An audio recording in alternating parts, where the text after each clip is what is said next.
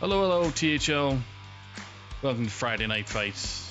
I'm your stream up for this evening, aka Saku.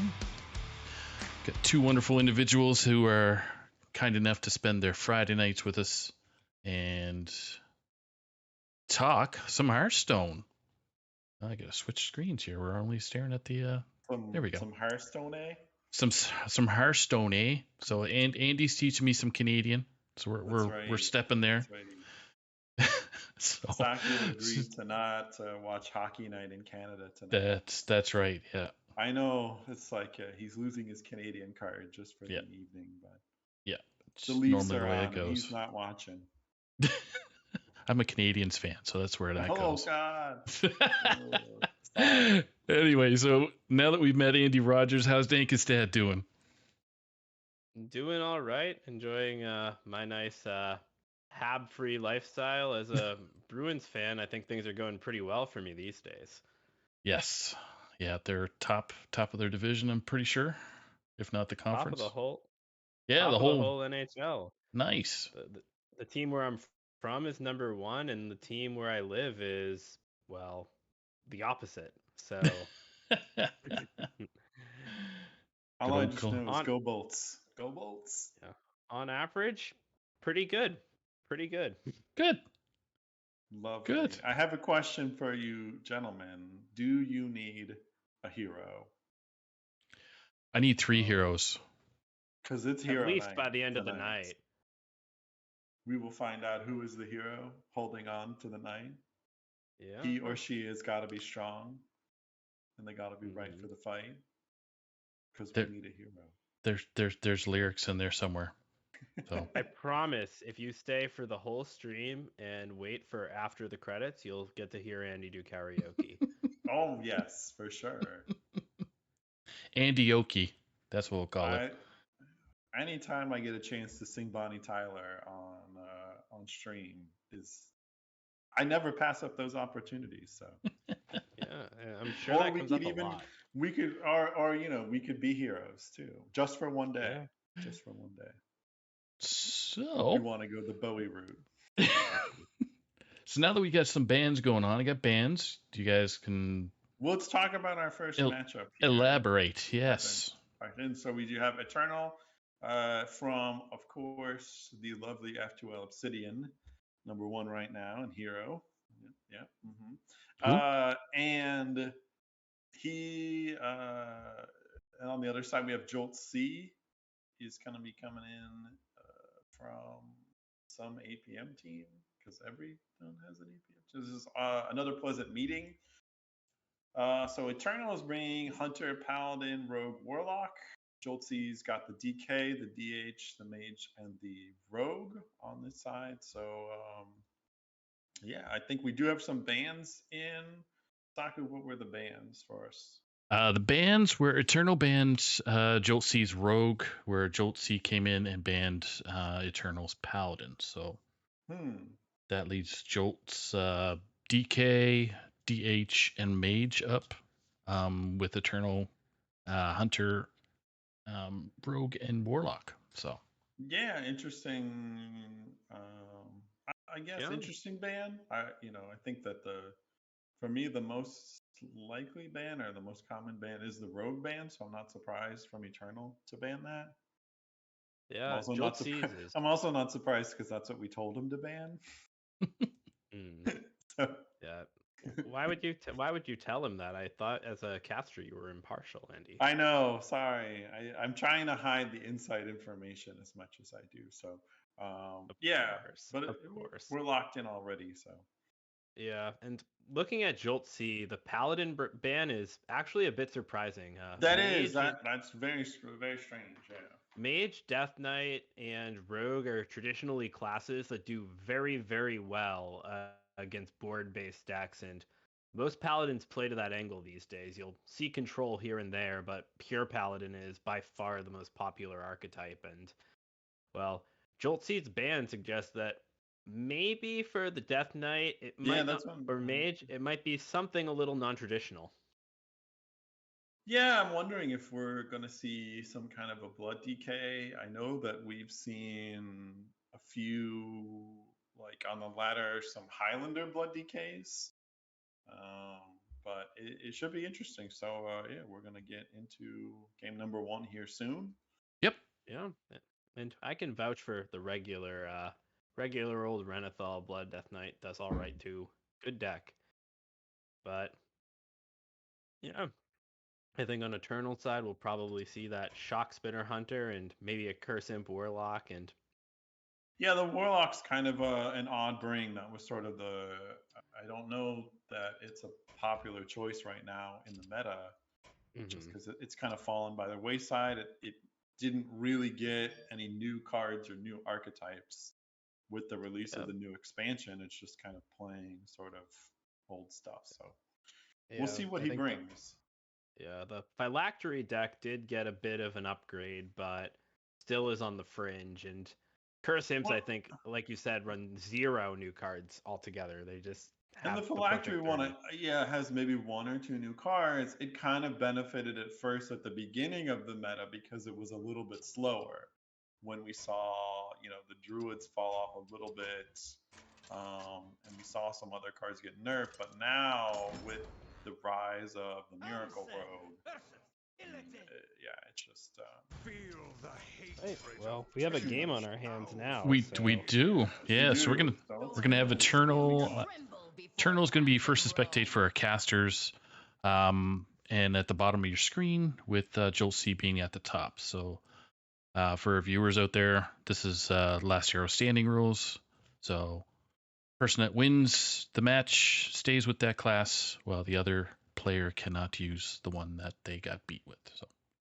Yeah, so it is an Imp Warlock for Eternal, because we do see the Void Walker, and it is going to be Quest DH on the other side. And this is probably, looking at the lineups, depending upon the DK, this is probably the best matchup for Eternal with this Warlock.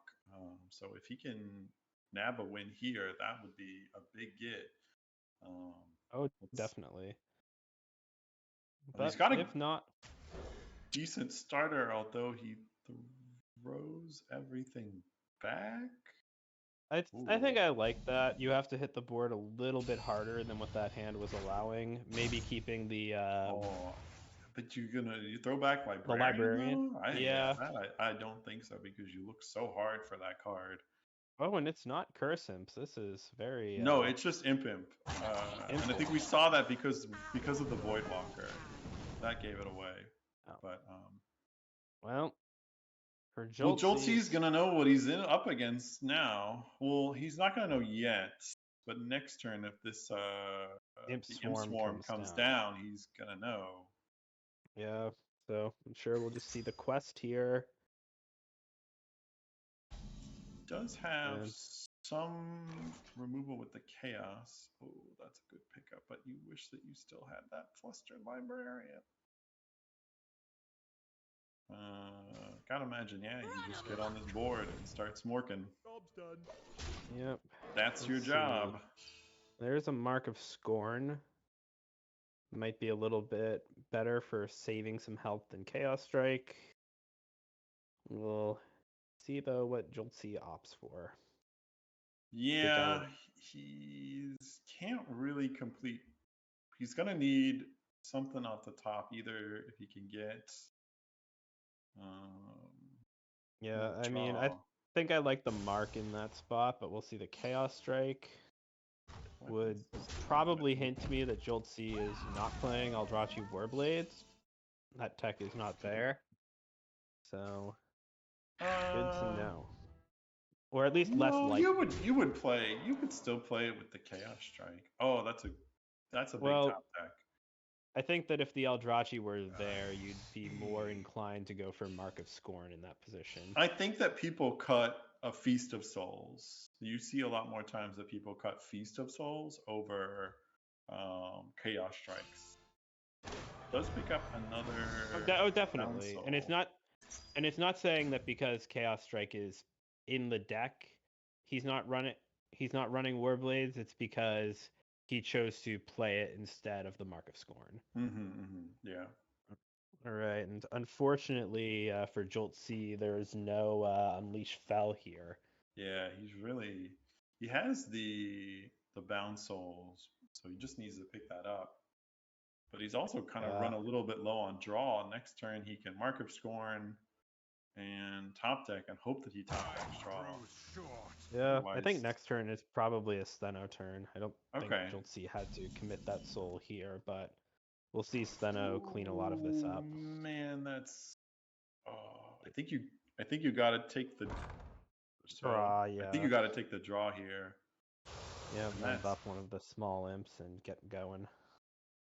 All right, he's gonna buff the big one. I don't fully agree with that, but we'll see. We'll see if it pays off.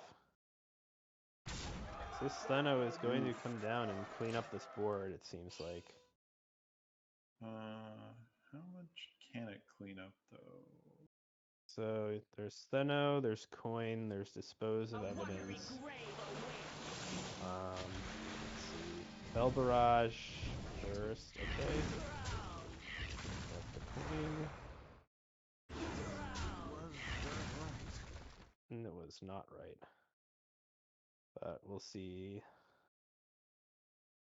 This does clean up the minion. Yeah, but he's gonna have to face tank. Yep. Yeah, he's got a face tank. Oh, goes for the abusive sergeant. Ooh, I don't. We're going all out here. That Mark of Scorn probably has to. Oh, puts the abusive in the deck. Oh no, that's a minion. That Faldori Warband won't work anymore. Oh, jeez. Does he know that? Is that right? I think Joltzy has figured it out. Little bit unfortunate there. On the other side here, I think it's just Librarian and Mischievous Imp. That seems like a strong play to me. Yeah, you just gotta load this board up. You do have... I mean, you see this is Steno, but all you have to do is get by 1 damage. He's 2 turns off any kind of heal. And he has made a misplay in throwing that back into the deck. Yeah, and I don't think it... I think there were outs to find if... and there is the Eldrachi. So yeah, see, I thought that it would be there. Yeah, so that Chaos Strike was probably a bit of a misplay there early on, but... unfortunately... clear this? I don't see any way. There's no out left, so... I think we'll be going on to Game 2 very shortly. He's trying to work it out. See, unfortunately, yeah, it's not going to give you...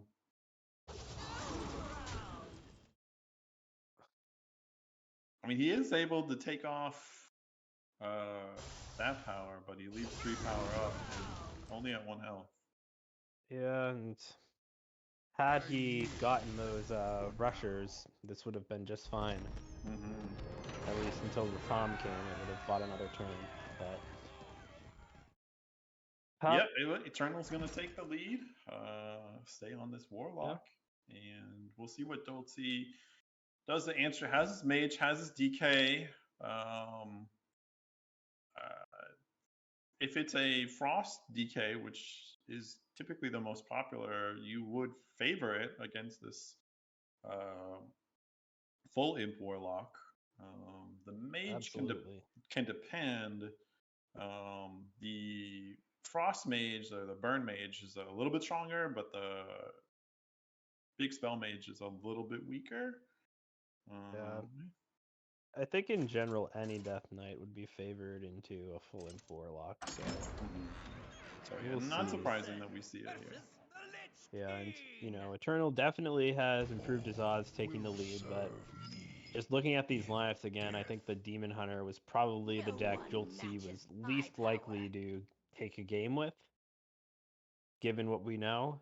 So, I think that things seem to be going as expected for now, and it is the Frost Death Knight on the other side. Especially going first, that's a huge deal for Joltzy.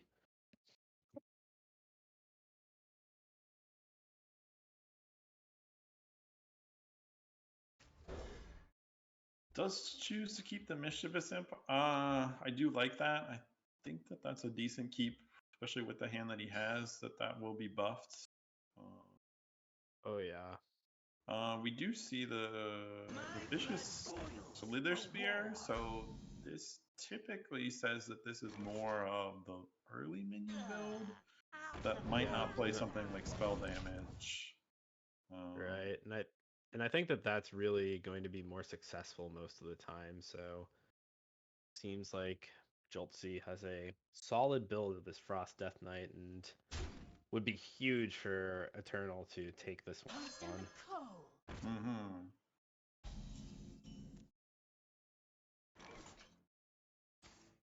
Ooh. Goes for the life tap instead of coining the gang boss. Or playing the Wicked Shipment. Yeah. Really I like holding surprised. back the shipment because, Howling Blast is really punishing, as we see. Well, it's not necessarily that it's so punishing, but you also could just coin out the Mischievous Imp the next turn if he wipes him. Like, I think That's that's true. why I would have looked to go for that line because, like, on turn 3, you're getting 3/3/3s.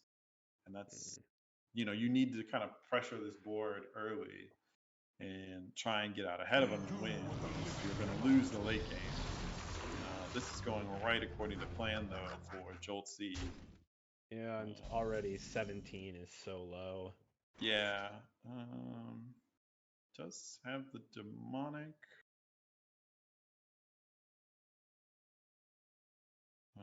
He can go for a clear.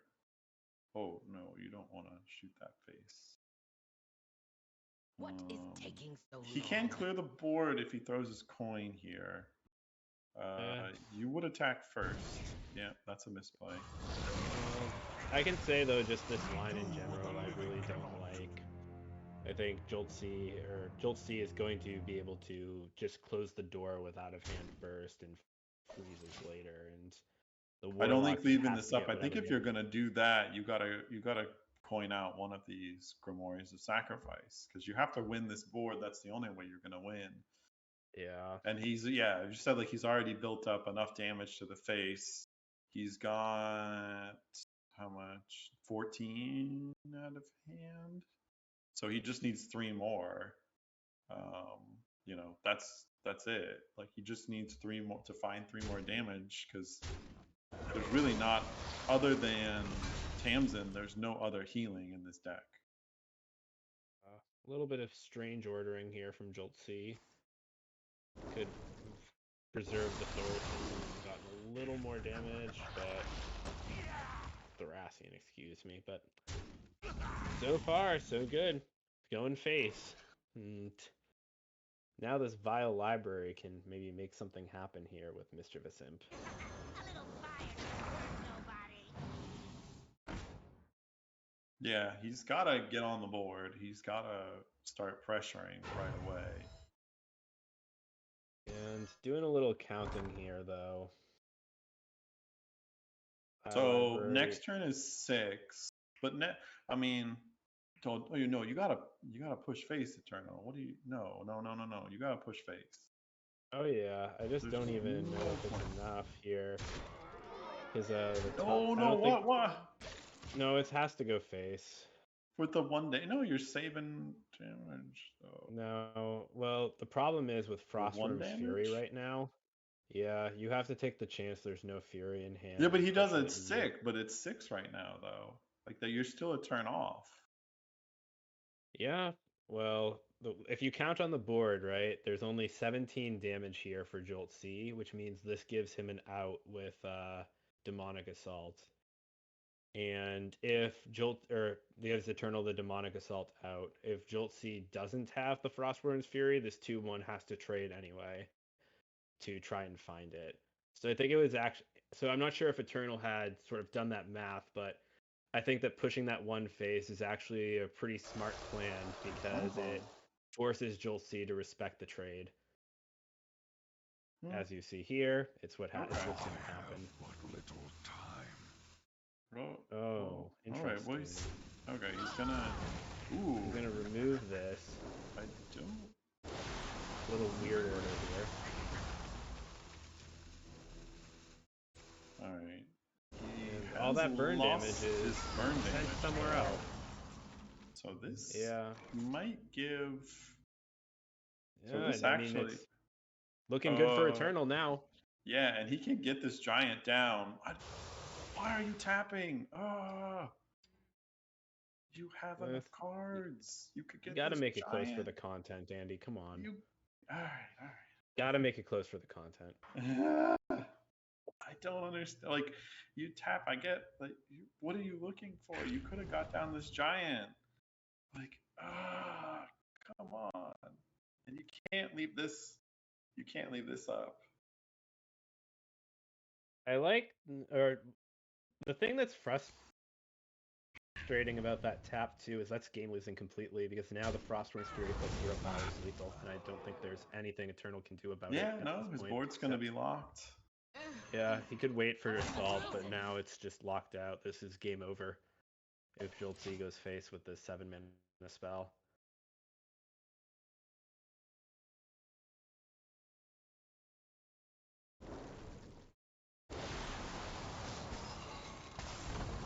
Redlish Tamsin, could it be? No. And that's it. Yeah. Via Library, gotta tap here, find something. It doesn't matter. I don't think that it. I mean, Demonic Assault. You're dead on board does anyway. So you have to stall the game, but not long enough because of the Frost Strike. But he didn't even look for it because he didn't. No, he's dead on board. Yeah, and I think both players got a little sloppy there towards that finish, but Joltzy holds firm and gets over the line. And I think now things are looking good for this Frost Death Knight. It's got a pretty good path ahead of it, and I'm sure Eternal is going to have to bring the Rogue and play some good Hearthstone if he wants to turn this series around. Yep.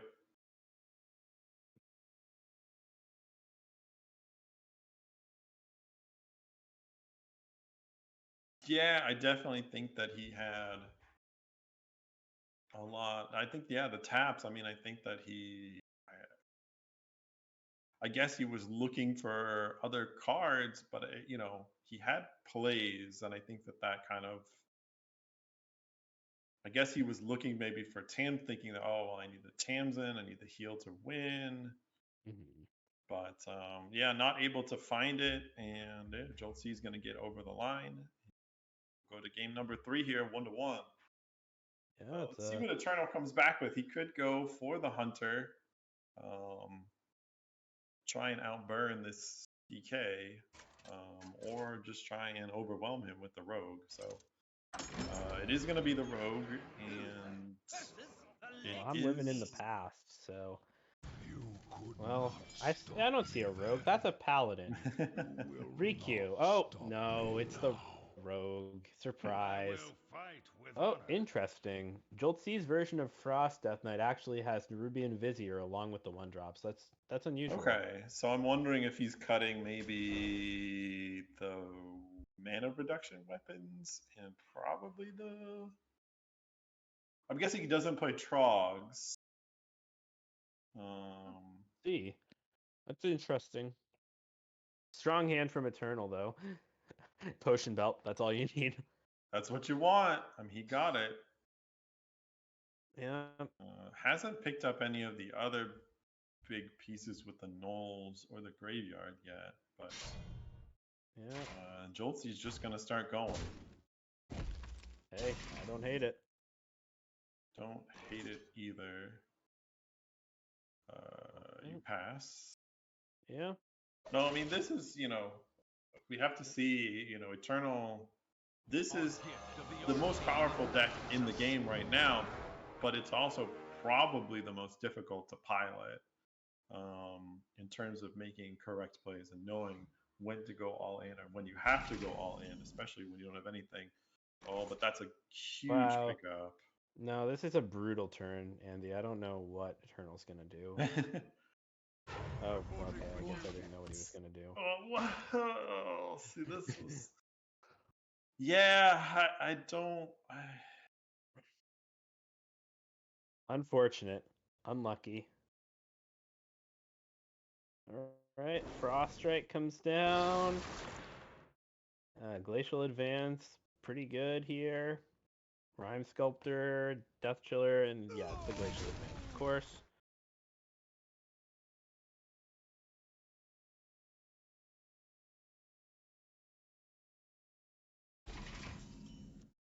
Do you see this? All right, Or... it's Belton time. All right, he's holding it a turn. Hazy Concoction, excellent. Probably the clear choice here. Oh, he takes The Dreadful Destroy. Okay. And the damage.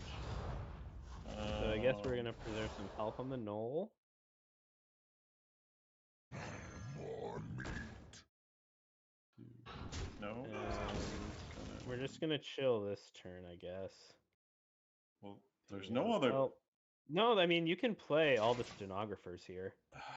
Yeah, you can go see, prep this is potion, coin, stenographer, stenographer, and just be. I mean, this is the.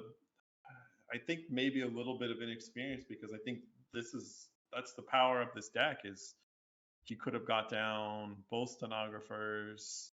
He could have played out everything. He chooses to hold. I know I don't understand the mixed concoction pick. Maybe he's hoping to hold it for Astral next turn. But I think that was the turn to go all in, especially you're playing against a burn deck here that you want to get ahead of on the board where like you want to be able to pressure them. Now you're just giving him more time. And like Glacial Advance Howling Blast here is so strong. You don't have healing in your deck, so you got to go get it. Yeah, well, we will not see the Glacial Advance Howling Blast because Jolt C is going to pass the turn. Okay. All right.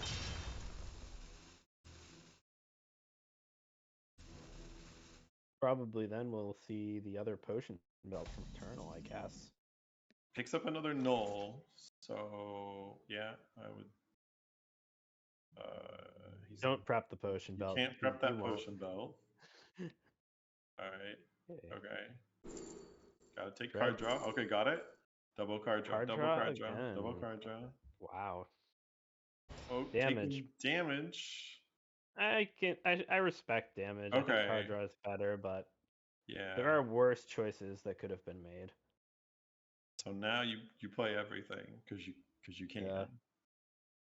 So now you want to get everything down on the board. Yep. Just make the cards hard green. For me. Make the cards green and play them, Eternal. You got this. You got it, Eternal. Come on, you can do it. Just go. You just gotta go. 2 4/4s and a 3/5 on the board are amazing. That's really good. I think he sees it. I think he's going for it. Whip it. Whip it.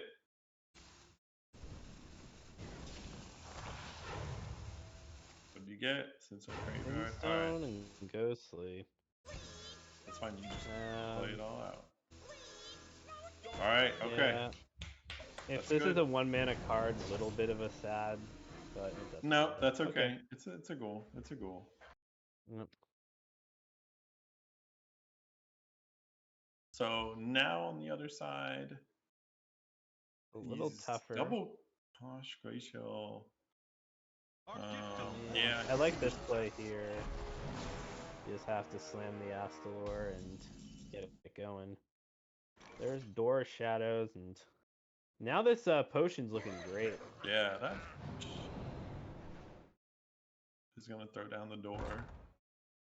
Yeah, I like this here, and even just for a 3/3, triggering this location is great in this position. Yeah, I don't know that it's gonna get a ton more value. Right. This game isn't lasting another. This game isn't lasting another 2 turns. And he goes for it. Yep, and there's the Icy Touch. Is it enough? So we're gonna see the Frigidara plus. Yeah, so if the second Frigidara into second Horn of Winter could be pretty good here. Let's see if Joltzy spots that. So he can remove how much? We can't remove. Yeah, he would need another Icy Touch. Or Yeah, something. I mean the Glacial Advance, Icy Touch into the Howling Blast can stall off a lot of the damage and set up a clear the next turn, or risking it for the Biscuit with the Fredara and trying to get the other horns another play. But it looks like we're gonna spot this line here. Okay, yeah, he's gonna go.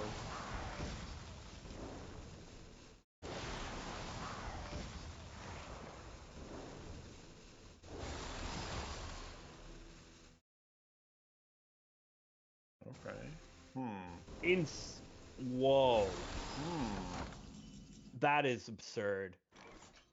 Okay. No way. Or Alright. shadows here? Could it be somebody? Knock knock.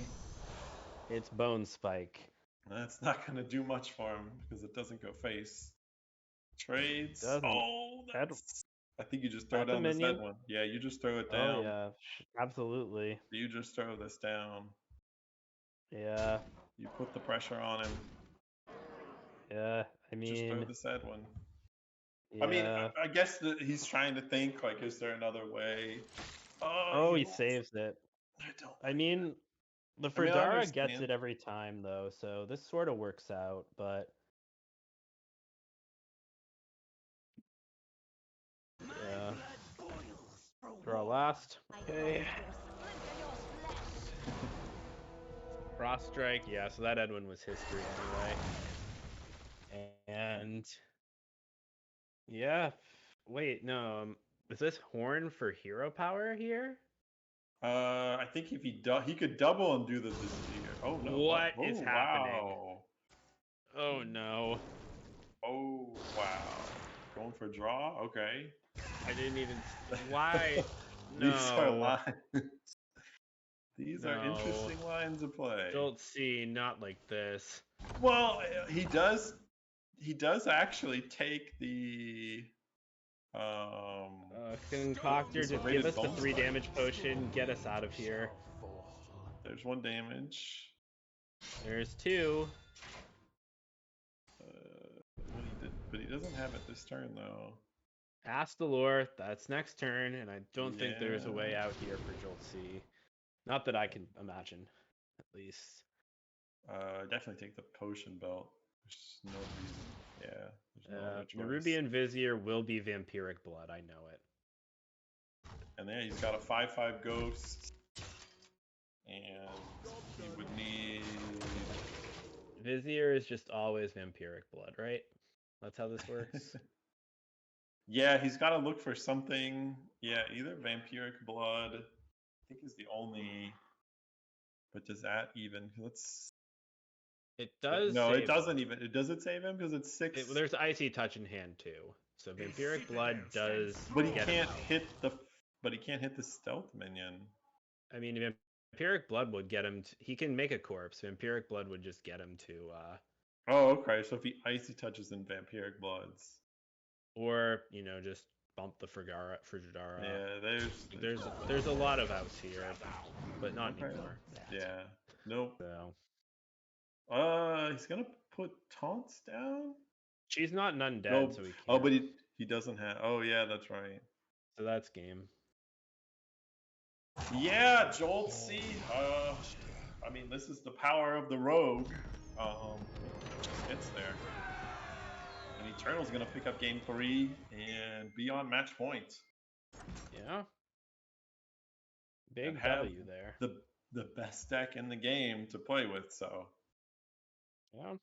And I mean, I think that Death Knight was Jolt C's ticket out of here. And that path forward looks hard now. Yeah, any mage. I mean, the Frost Mage. It does okay. It can get there. It can get there. Yeah. It can freeze the big minions if they get them down, and it can freeze the face. But it doesn't have, all of the stall out that the ping mage does. Like it doesn't have the solid alibis or stuff like that. So, and that is what he's going to be playing because we do see Yeah, the arcane. Deathborn, Valnos, probably, and the Arc Splitter confirms it. Interesting hand here for Eternal. Probably throw it the all full back. pitch would be Yeah. maybe the Bone Spike's a keep here, but You don't know which mage it is, and yeah, I think you it's a, just want everything. yeah, I think it's a. I don't mind the full toss, but knowing that you're going against aggro, there are worse cards to have than Bone Spike. Well, he doesn't know though. You wanna He make doesn't that know if call it's if you- aggro. Right. Yeah. Right.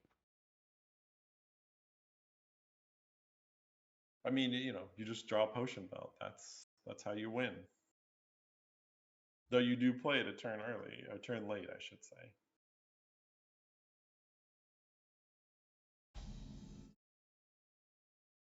Scribbler, so trades back, picks up the Bone Spike, and gets the mana reduction on it, which is pretty good. Yeah. And Graveyard, that's a card you want to see. Yeah, and not a good start from this mage. This is a pretty weak. Oh, you have to play a Naked Blood Mage Thalnos for tempo. Probably what his best line is. I mean, you need cards, you need draw, you just throw it out there. I don't hate that. It's your hand's pretty slow. I mean, you can coin out this cold case next turn, but that's about it. I mean, throwing it, you can throw out the Sanctum, but you have nothing to freeze unless you're freezing out your Thalnos. Yeah, I mean, you get the mana out of the way. But yeah, I like this. Yeah, and then so for probably Eternal is graveyard time. So his nulls are not 0 yet. Yeah, but at so this they point, won't be 0. So they'll be 4. So they'll be 1. They cost 1 right now. They'll be 0 one day. Just there's concoctions for that. It'll be fine. What can he do next turn? So yeah, we do see the coin out here. Yep, set up those frozen touches, and yeah, Eternal's on the clock. He is gonna start with the Bone Spike. Probably Door Time or Ghostly Strike. Yeah, I think that you're gonna Ghastly Strike this. Thalnos. Astalor is an amazing pickup here. We'll see if it dies or not. Nope. So he's gonna smartly go first to get the step off.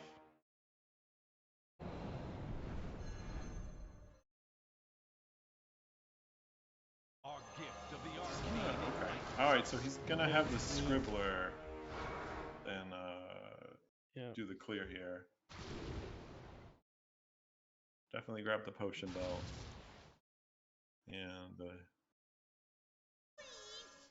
Scribbler, location proc here, and then the trade. Yeah.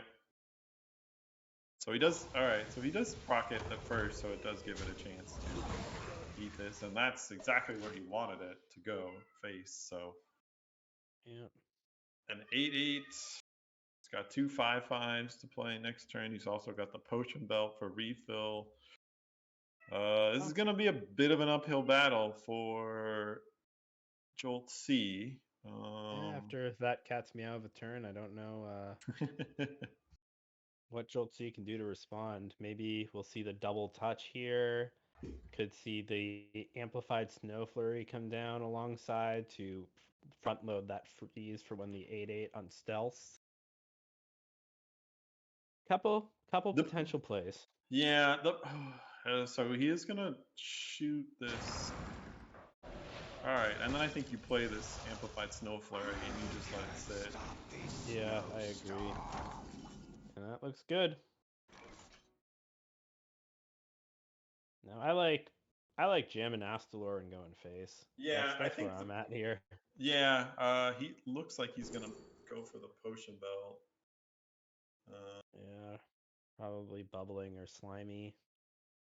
Oh nope, not. He loves his deadly shots. Loves his deadly shots. Oh, and the damage, not the draw. Ooh. Yeah. Okay. I mean, he just wants to go for it. Get in there. Well, this would probably be Sanctum and Touch from the other side. Would be my I guess. don't like that just because you don't have the graveyard.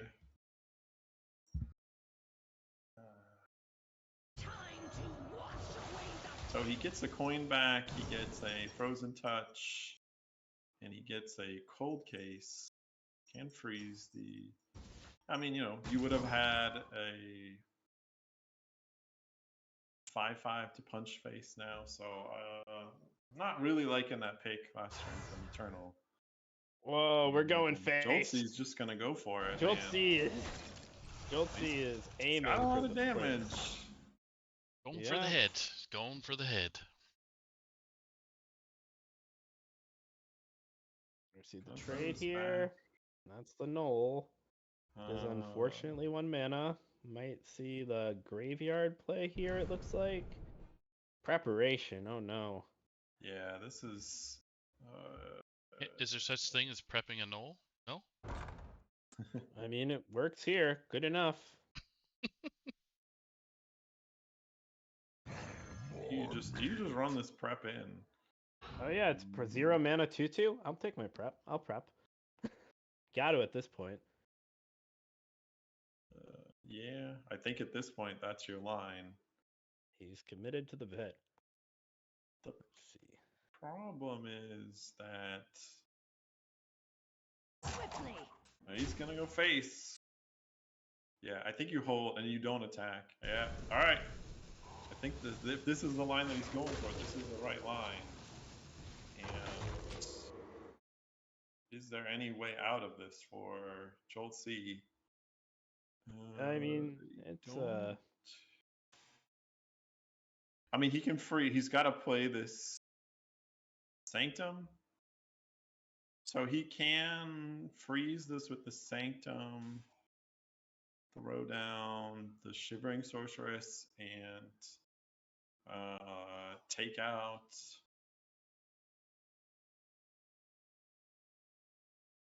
I mean, he can take out one of these minions with the Frozen Touch.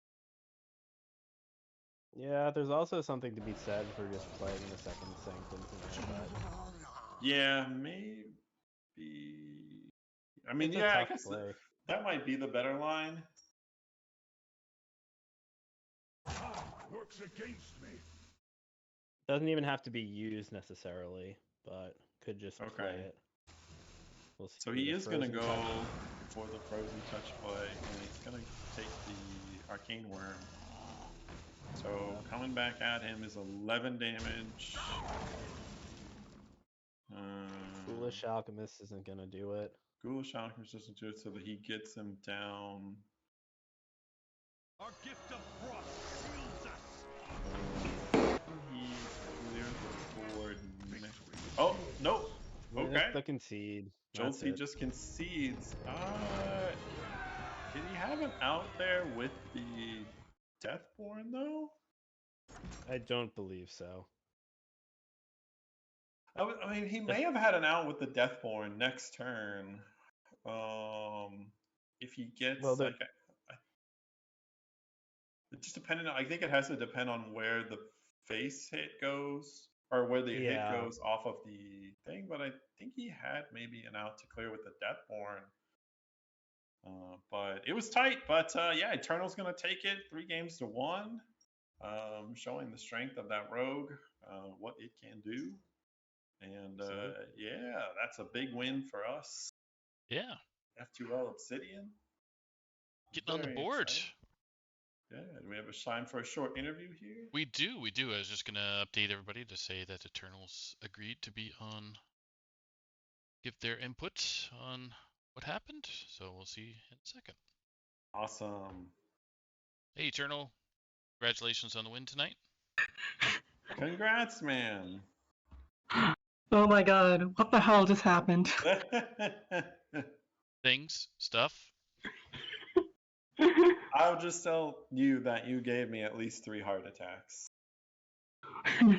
Did I really? Across all those 4 games? Oh my god. Yeah, we'll go over it later. But there were some times, especially the second imp game. Dad will tell you that I was Yeah. beside myself on some of those plays, some of those taps. I was like, no, you gotta do this.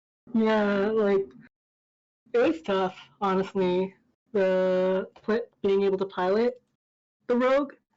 Wasn't sure like if I had practiced the class enough to really know like when to pop off and when to not. Like I don't know if you noticed when you were Oh, spectating. we I was noticed. like hesitating.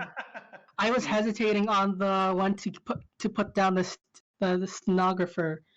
And I'm like, you know what? This guy is playing pretty slow. I'm gonna go for it. I'm gonna go for it and like hope for the best, I guess. Yeah, well, the turn before you went all in with the stenographers, you could have done it. Like the turn before, you could have gone all in with Mhm. everything. We were a little bit also surprised.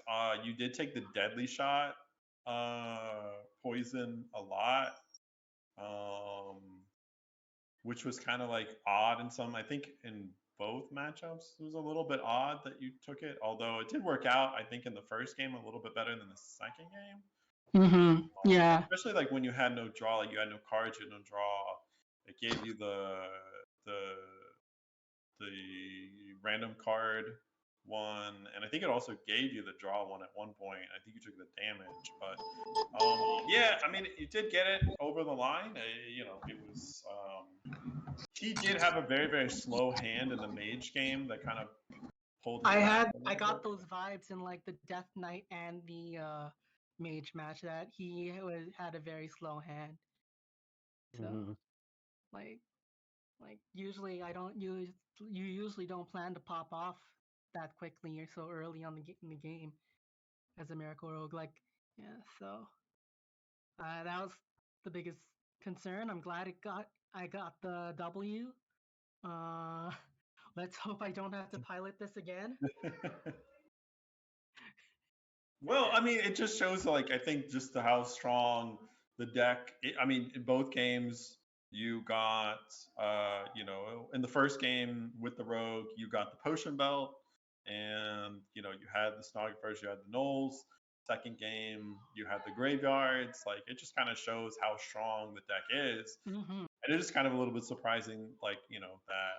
I think in most cases, probably it's going to be the most banned deck this week for a reason, and Yeah, it does show its strength here in both games that it plays. So, yeah. but you did enough to get over the line. Thanks. And Listen, now I'm it's not how 4-0. you get there; it's that you get there. And now I am 4-0. Yeah, Yes. and yeah, and your play definitely has improved a lot. So yeah, it's 4-0 this Yeah. season. So doing Like I great said, for I our wasn't team. sure if I had practiced it enough because I really have limited time to like practice all these highly mechanically intensive decks. That's why you always see me not try to switch up my lineup too much to where like I'm widening the variables. I'm kind of building my lineups within my means. So Yeah. For yeah. sure, but it gets over the line, and yeah, Mhm. congratulations Thank you. on the victory. So yeah, great job. Thanks. Any questions from Dankestead or? Yeah. So we've talked about this and about the match, and I like to give our winners a nice variety question while I've got them here. So Eternal, I know you play some card games that aren't Hearthstone. If Yes. you could bring one thing from another card game into Hearthstone, what would it be? Hmm. Let's see. If I had to bring something, Well, you don't uh, have to. If you want, just if you want. hmm, into Hearthstone. Good question, actually. Uh, I guess. Well, I Don't guess I say can't say graveyard because we already have our location that is literally a graveyard. it's uh, leader. It's leader from Marvel Snap. That's it. but I guess if I wanted to bring something from another card game, uh, actually, that's a good question. I really do not know. Because like I know I play a lot of Shadowverse, and a lot of the mechanics are so similar to that of Hearthstone. So I guess maybe like oh yeah, Magic the Gathering. Maybe some cards have like the ability to like transform and get a stats increase. I mean, I know we can't technically have it with the evolved mechanic from Shaman, but like I'd like to see that particular mechanic like built into the actual game itself, where like any deck can kind of use the evolved mechanic, not just Shaman. So that's probably something I consider based on my experience on Shadowverse, or Weepstone as people like to call it for some odd reason. Yeah, well, that's a cool idea. So maybe some evolved mechanics that are a little more specific than muck pools and, play into the Yes. cards. Yeah. Yeah, I like that. That's awesome. Celestalon, get on to that. Well, thanks for joining us tonight, and congrats again on the win. Thank you. Enjoy your evening. Congrats. All right, and like that, we've got another match coming down the pipeline soon. Got Fancy. Yeah, see, Another just hero. in time. Just another ding means another hero match. Another hero match. So yeah, match number 2 is a big one. These are 2 1 seeds going up battling. Neji Boston coming out of Ice Clown Citadel, who I think are number 1 right now. Yep. Or no, sorry, they're number 2. Something. Actually, no. This is Hero. I think they're number 1 in. Yeah. They've got 50 points. They're doing well. 50 points. They're doing good. Something like that. 50 points in four games. Vino or 3 from games. Always Packing Mana. So yeah, a big battle here between the 1 seeds. So Neji bringing DH, Hunter, Paladin, and Rogue. On the other side, Vino bringing DH, Druid, Hunter, and Rogue. So predictions. Well, I think we're going to be seeing 3 mirror decks here. If I had to guess. No, 2 mirrored. I would imagine that I would imagine that rogues. I mean, I would expect that both players would ban the rogue. No. Well, do you guys want bans? Do you guys want bans? Oh yes, please tell us, Saku. What are those guess bans? both rogue. Go for it, Saku. What do we got? So Dankus, your opinion? Double rogue. Andy? I mean, that would be my guess too, but I mean, guess what? Both you guys get all the points on the internet because it is double rogue ban. Hooray! Double rogue ban. Oh. Surprise? Not really. No, not at all. Not surprised at all.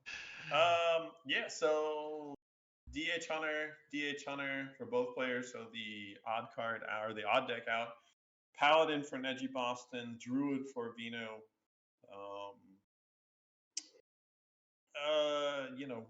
Thoughts here. So, I wonder if we might see a Beast Hunter. Yeah. I mean, I predict that we're probably going to see a DH Mirror in this opening. That would be my guess. But... Yeah. Well, it's tough to say. I mean, I think that if you're that does seem reasonable. I can say that like I like the Paladin a little bit more than the Druid just because the Paladin varieties can beat the Druid and do okay into the Hunter. So it seemed like, if Neji does lead the Demon Hunter, as you guessed, it's probably pretty safe, but I don't know. Maybe I think for both people, Vino is not just packing mana. I think for both people leading with the DH, I would be the only other. Maybe Vino goes with the Druid first, because he might think that is his weakest deck, and uses the DH as a counter. Yeah, I guess though, like looking at this, the Demon Hunter on Vino's side is not really fantastic into anything on Neji's side except for the Demon Hunter itself. And we are in the game, so once again, speculation. Please tell Vino to add me. Yes. Sorry, please tell Neji to add me. Okay. So just for our viewers, Vino Spumoni is going to be the first to spectate for our casters, so he's at the bottom of the screen with Neji at the top. So Neji bringing Hunter with Vino bringing Demon Hunter. Well, it looks like Neji does have the Beast Hunter here. It's a good call, Andy. I see you. Yeah, I think it lines up better against this DH. Just because it's a lot more stickier minions. It can get a lot more pressure a little bit earlier. So I think it tends to be. And he will go with the 40 card version. So getting that extra.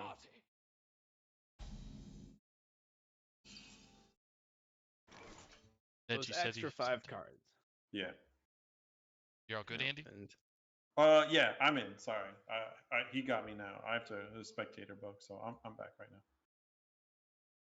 Good, but yeah, Neji gets the lead off with this baddie guest, getting in there for some early action, and Vino's just trading away the cards, waiting for something to happen.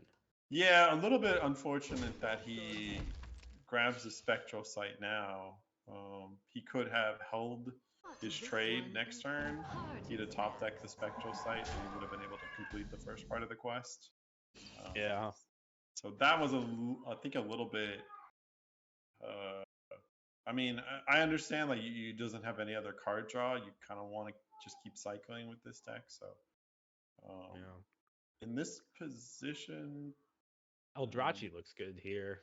Yeah, I think it's either Eldrachi or just Hero Power Pass. I guess the other line is to just play out the Spectral Sight for one card. Kind of painful. I think just always playing the Eldrachi is right. Whether to swing with it or not, though, is another question. I like the swing, so... Yeah, I don't mind this either. Too, and... Yeah. So now the question here... Oh, there is no question anymore. Yeah. No Renathal. We'll have to wait for another day. Yep, and oof, that just keep pushing damage. We'll see whether Vino is going the abusive route, the Jace route, or something else entirely. But this is not the order the Demon Hunter wants to draw their cards in. No, I'm wondering if he just throws his Spectral Sight out. I think the other play is he could look. So he could look to go I mean, he could look to grab the Steno this turn. And next turn he can go Steno, Dawn, Predation, and then maybe try and play something. The problem is like this Feast of Souls is just gonna sit there. Yeah, he's just gonna play the Predation. Yeah, I don't hate this. I don't love it, but yeah, the Feast of Souls being over there really is hard. Yeah, it's just gonna keep frustrating him until he can get the Need for Greed or something. And Freezing Trap is brutal. That's actually great.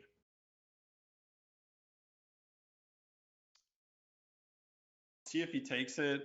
Stag Charge isn't bad either. Oh yeah, both especially of those for one nice. mana. Yeah, okay, he is gonna take the Freezing Trap. Yeah. Oh, that's a huge top deck. That's massive. Yeah, keeps the game going. Still a good position for Neji Boston, but being able to draw the cards and get the Spectral Sight and Outcast position is so big for Vino. Yeah, this is huge. That was, no better. And then Need for Greed is going to be 0. That's a huge pickup with both of these Bound Souls. Yeah. There's two captains duking it out. I just realized. Which team? Ramming Mount Chong. So a little slow right now. The problem is Sylvanas isn't really gonna do much for you. No, in this not matchup. At all. So there's an argument to either just coining out this Sylvanas or either playing, I think, Renathal And freezing trap.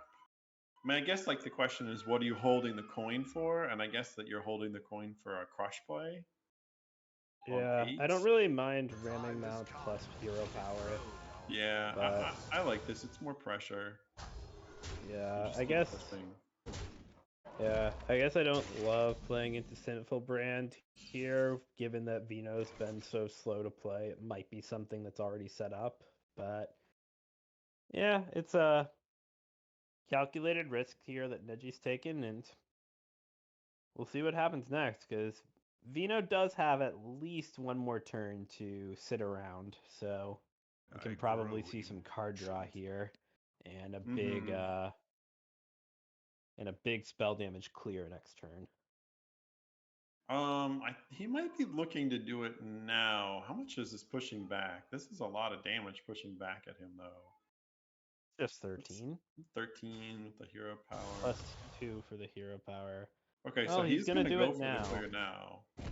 I don't love this, but we'll see. And it is the sergeant version. Hate it. I think it's okay. I think you are a little scared, and healing back up to full, but yeah, and then maybe the Boundsel here just to void the mana. Yeah.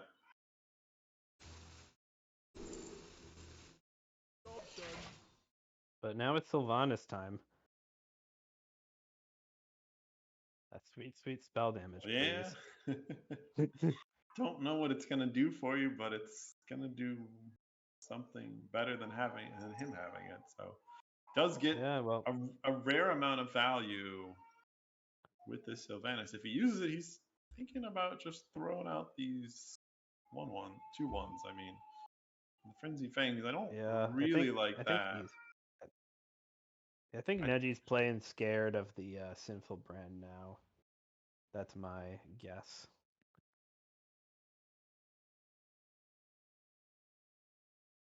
Because the Ram does clear it, but this pushes less damage. So. Oh, but you can't. I mean, you can't. Unfortunately, it's like there's not really any way to play around Sinful Brand with this deck that he's playing. You don't have burst from hand. You can King Crush somebody, but that's 8 damage one turn. So there's not really. You just kind of gotta go. Hope that he doesn't have like a double Sinful Brand. Top deck Need for Greed. There's a first Sinful Brand. So he has drawn all of the. Yeah, probably see the Spectral here to get the quest completion. Get some discounts and. Yep, that would get him full double discount, and he can go in next. Okay, he's just gonna. Chaos Strike would suggest Vino's planning on going in a little bit this turn.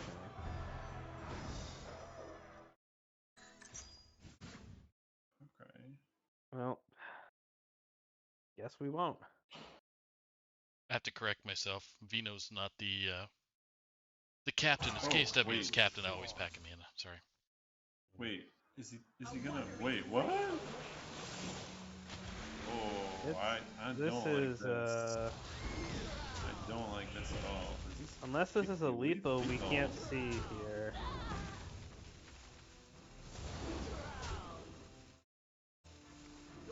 Yeah, I don't know about this. I think he might get away with it, though.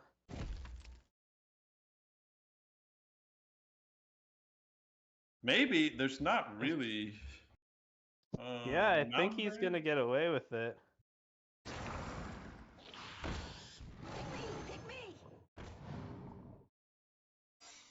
Because he can just replay the Senno and go for it again later. But... yeah, it would be 5 mana. Yeah, so but there's no real way to play around it currently. The Senno's getting bounced and going to be 5 mana no matter what. And this is why I was going crazy about that freezing trap before. If this sort of situation happens, it's real good for I grow impatient. But those last 3 cards are a little sad. Yeah. He's going to trade back. Yep.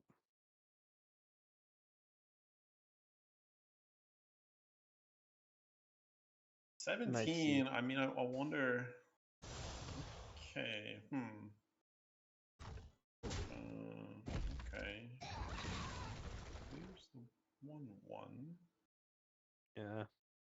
I mean, Neji will have to play into the second phase at some point for sure. But now the Steno gets bounced. Mm-hmm.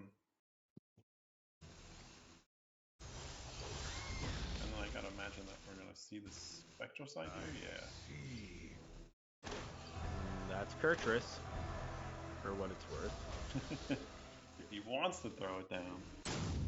7 cards left. They're coming down. No Brandy yet.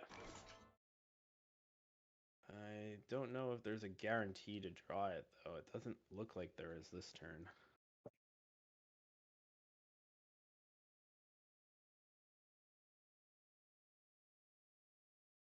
My quest, my revenge, it all ends here. Shout out to Markshire for the Prime sub. Thanks for thank you, Mark. Thanks, Mark. contributing to the Yeah. THL. What do you do with this? I mean, how you? I mean, you have the brand. He still has a Feldora Warband. Oh yeah, I mean, I don't think this is all that hard for Vino to get through at this point. Yeah. It's just going to be whether Neji Double can put dispose of together weapons. a strong turn on the following one. I mean, do you go with the There's Wing the brand. Commander? Whoa. Okay, this is a wild play. Wow. Okay, he's gonna clear the first part. And I feel like here either Wing Commander or Crush makes a lot of sense, but yeah, we're probably gonna see the Wing Commander. Yeah, I guess that could get us another Mountain Bear or something. That's not great. Yeah, he's gonna have to double trade. And I think he's got to take the risk.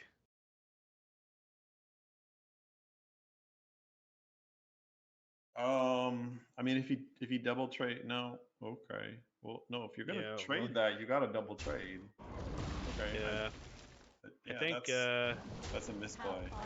I think Neji did a little forgetting how Ikman works. How Ikman works. So he thought it was the minion dying, but it's the and this should be a minion pretty dying. easy lethal for Vino here. Yeah, now I don't think that there's any way that Vino doesn't get there. Yeah, because just looking at this hand, I don't know if just going King Crush could guarantee anything. A watery grave awaits. Get in there and fight, maggot! Right. Drown. Mayday! Mayday! Drown. And that wasn't particularly close. It's dead. Yeah, definitely. All right, well, Vino's going to get there with the DH. So now Neji has his own DH or his Paladin to come back on this. I imagine that we probably will see the Paladin, especially if it's pure Paladin.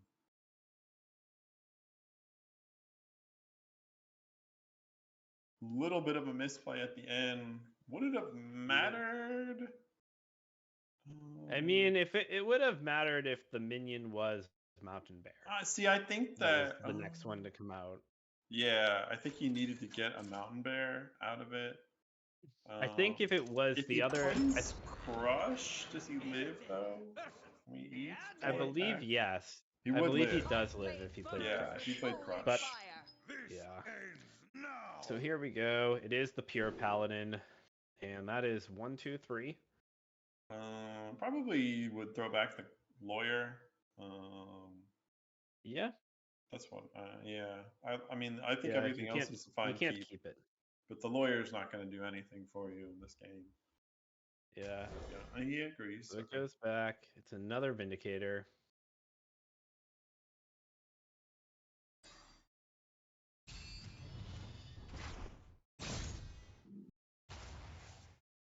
There's a light ray. First Need a light bit ray. more spice over here.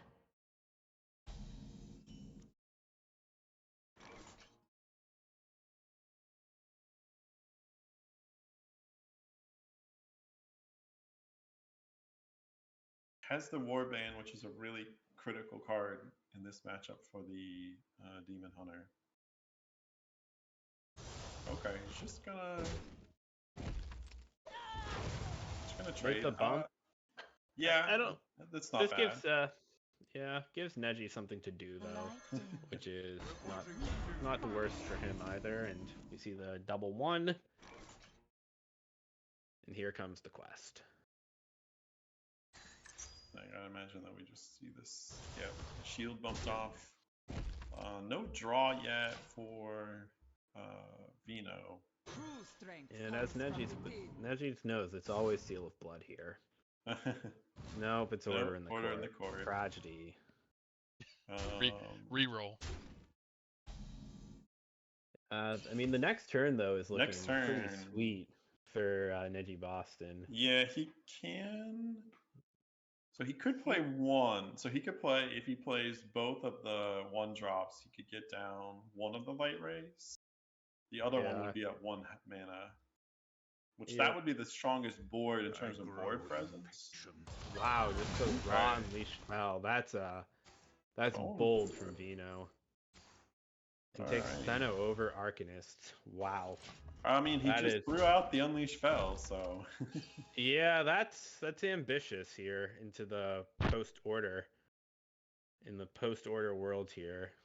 So, I think it's got to be Vindicator here. Maybe double one into Light Ray. Yeah, I like that better. You just saw him throw out that Unleashed Fel.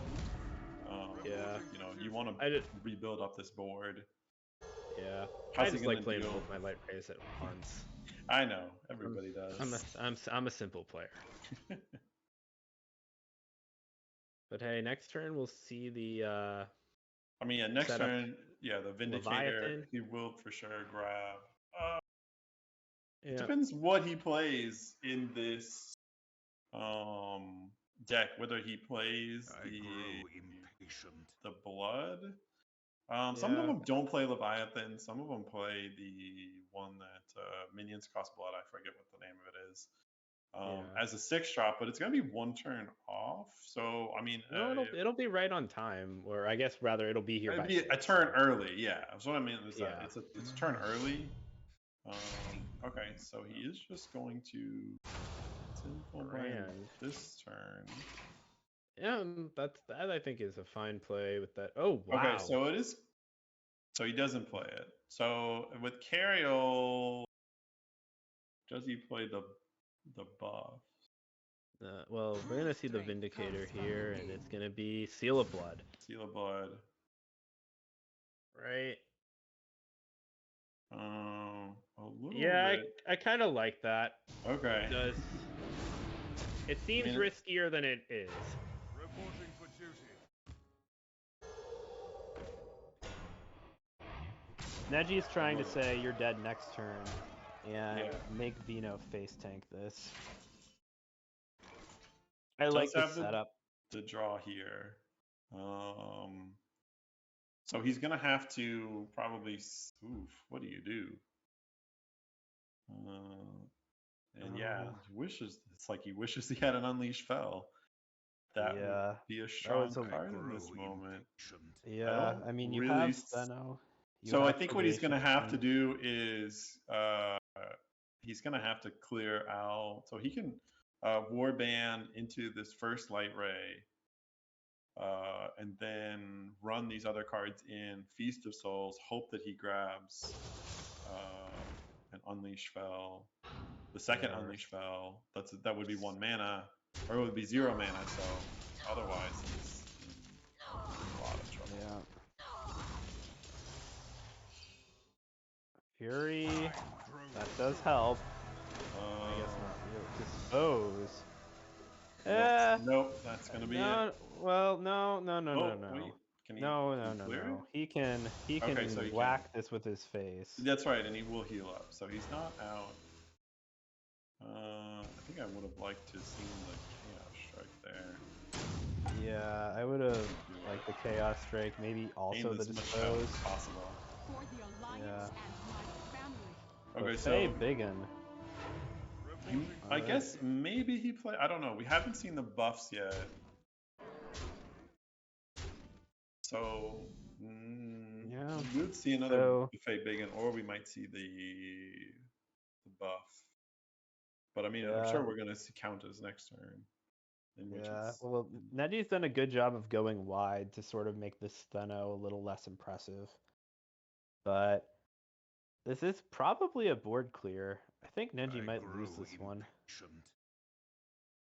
A watery grave awaits. Drowned.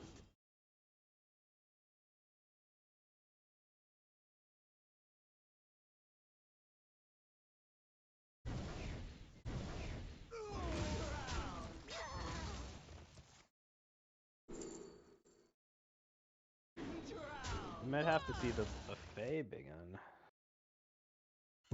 No, it'll be Countess, right? yeah, it's got to be Countess, and then you. Ooh.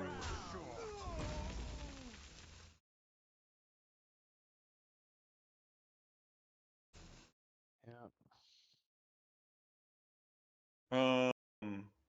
Yeah, a little unlucky here. Yeah, he's not gonna be able to clear, or well, he will, but he will. Okay, all right, he's just gonna go face. Yeah. So this does kind of force Buffet Biggin. That's pretty smart from Vino. Does it? I don't Well, think so. this now is awkward because if he plays Countess, this Mark of Scorn is a 50-50 to go face.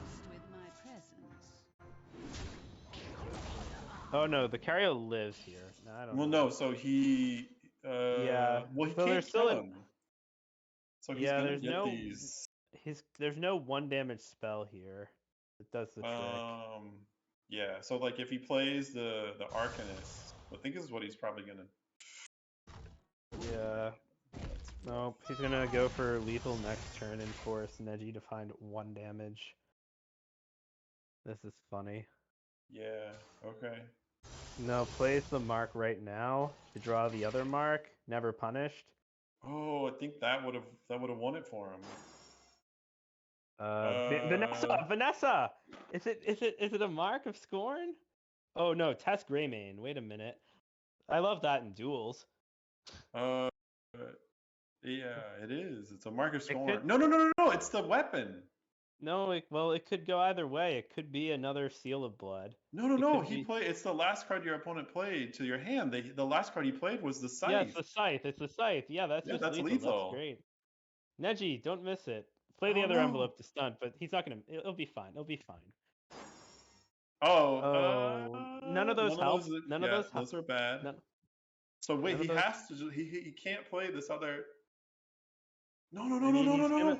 No. He's. No, Mark of Scorn was the last card. Mark of Scorn was the last card. Are you sure?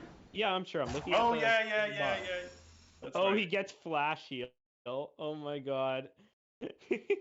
And Hydralodon.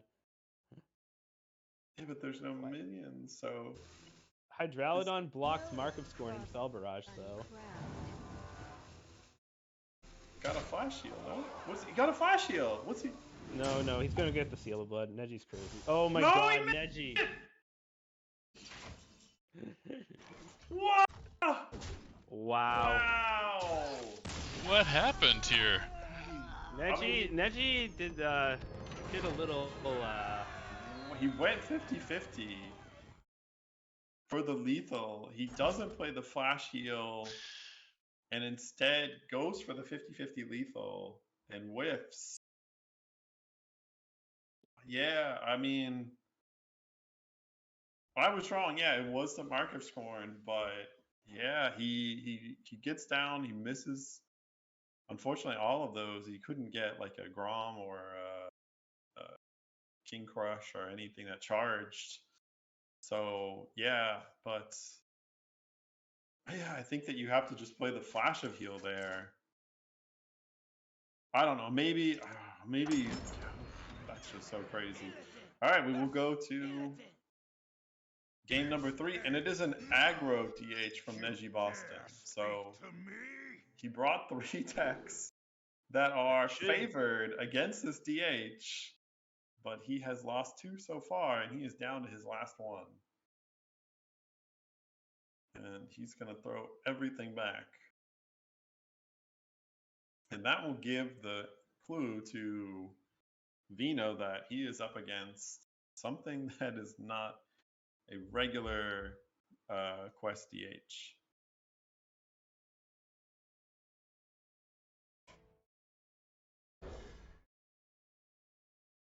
And full keep is going to be from Vino. Oh, that's not a great hand. Well, that's coming up a little short here. Yeah, that's Fury is not the opener that you want. He does have the Bibliomite. And I imagine you just throw back the Fury here. Yeah, looks like the play. Yep, and he doesn't hit the Fury, of course. Doesn't hit the Fury. I guess. Neji is cooking with gas tonight, guys. Oh, man, yeah, Fell Barrage, probably the right play. Because next turn you can Chaos Strike, play this Metamorphin.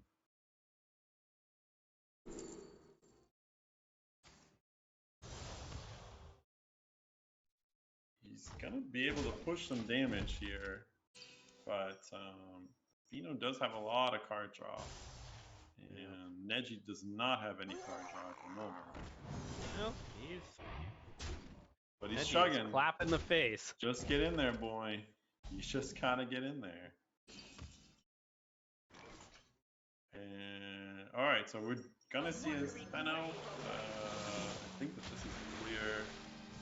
It's a clear. Yeah, this. But that's a clear coming right back the other way, which is, I think, why I don't love this from Vino.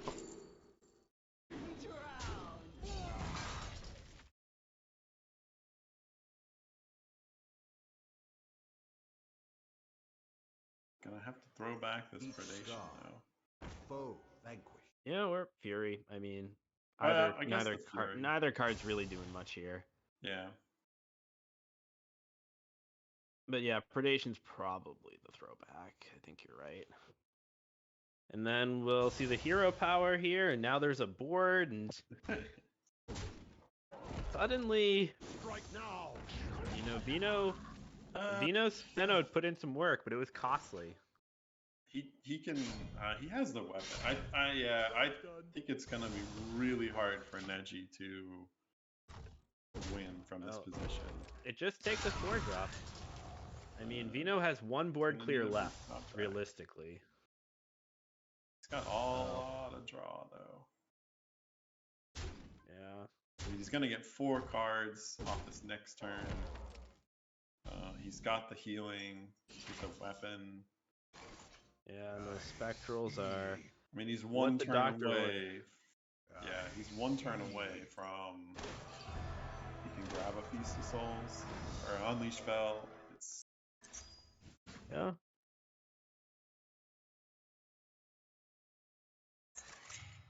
Yeah, you just throw this down. 18 health. It's going to be rough for the aggro DH to get here. Yeah, you do even just play this. Dispose of Evidence. I mean, I think you can even hold in this position. Yeah, I think you just sit if you're Vino. Yeah, you're not scared of a 1/1. Yeah. It's gonna get in for something. It's gonna get some damage, but yeah, that healing weapon is just way too scary.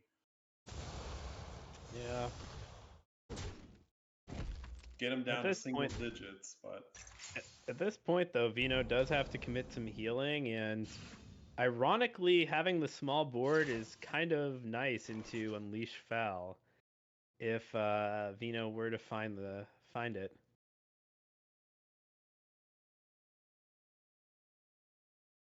Doesn't really. But this is a lot of damage here. Could see Vino go full send here.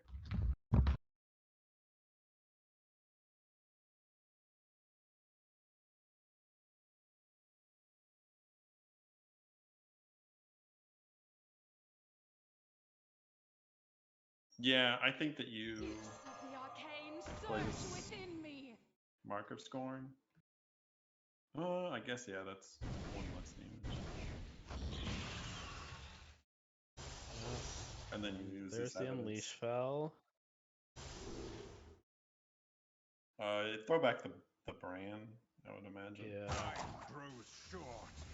Not going to do a lot for you. Goes back up to What's- 14. What's funny though is it actually is like,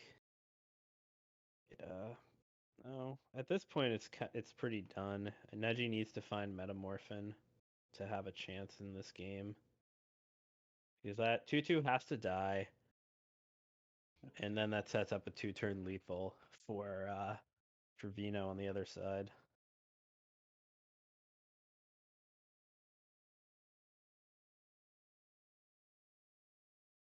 Oh yeah, this is rough. Yeah, all right. If he pushes 7, what can he get? I mean, he's got to draw Sightless Magistrate Yeah, or the draw weapon next turn. Yeah, I think he's just gonna go for it. and we know unfortunately that this will not work out for Neji. That will be a good game. Yeah. Yep. Because now So that the battle cry is over, Vino can aim at the face. Yes. And that will be lethal. Wait, Vino missed lethal. No, he's fading. The minion had already grayed out when the game ended. I was like, no! But right. Well, a 3-0 sweep for Vino, and Neji bringing, ostensibly 3 decks that are trying to target that specific DH, and all 3 of them unfortunately go down. Some very, very close games, especially with the Paladin, where, there were some outs, but not able to get it. So, yeah, congratulations to Vino. Do we have time for an interview? We certainly do. The next match. We've got some time. We've got 31 minutes of time until the next game. So, any chance of getting that one early?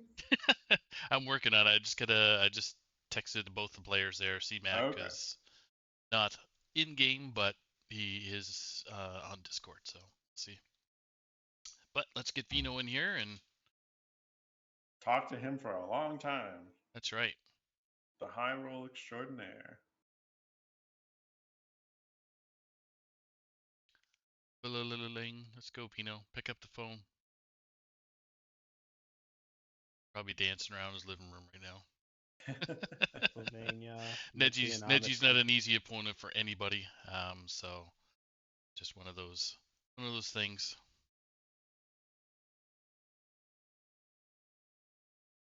Vino's too excited.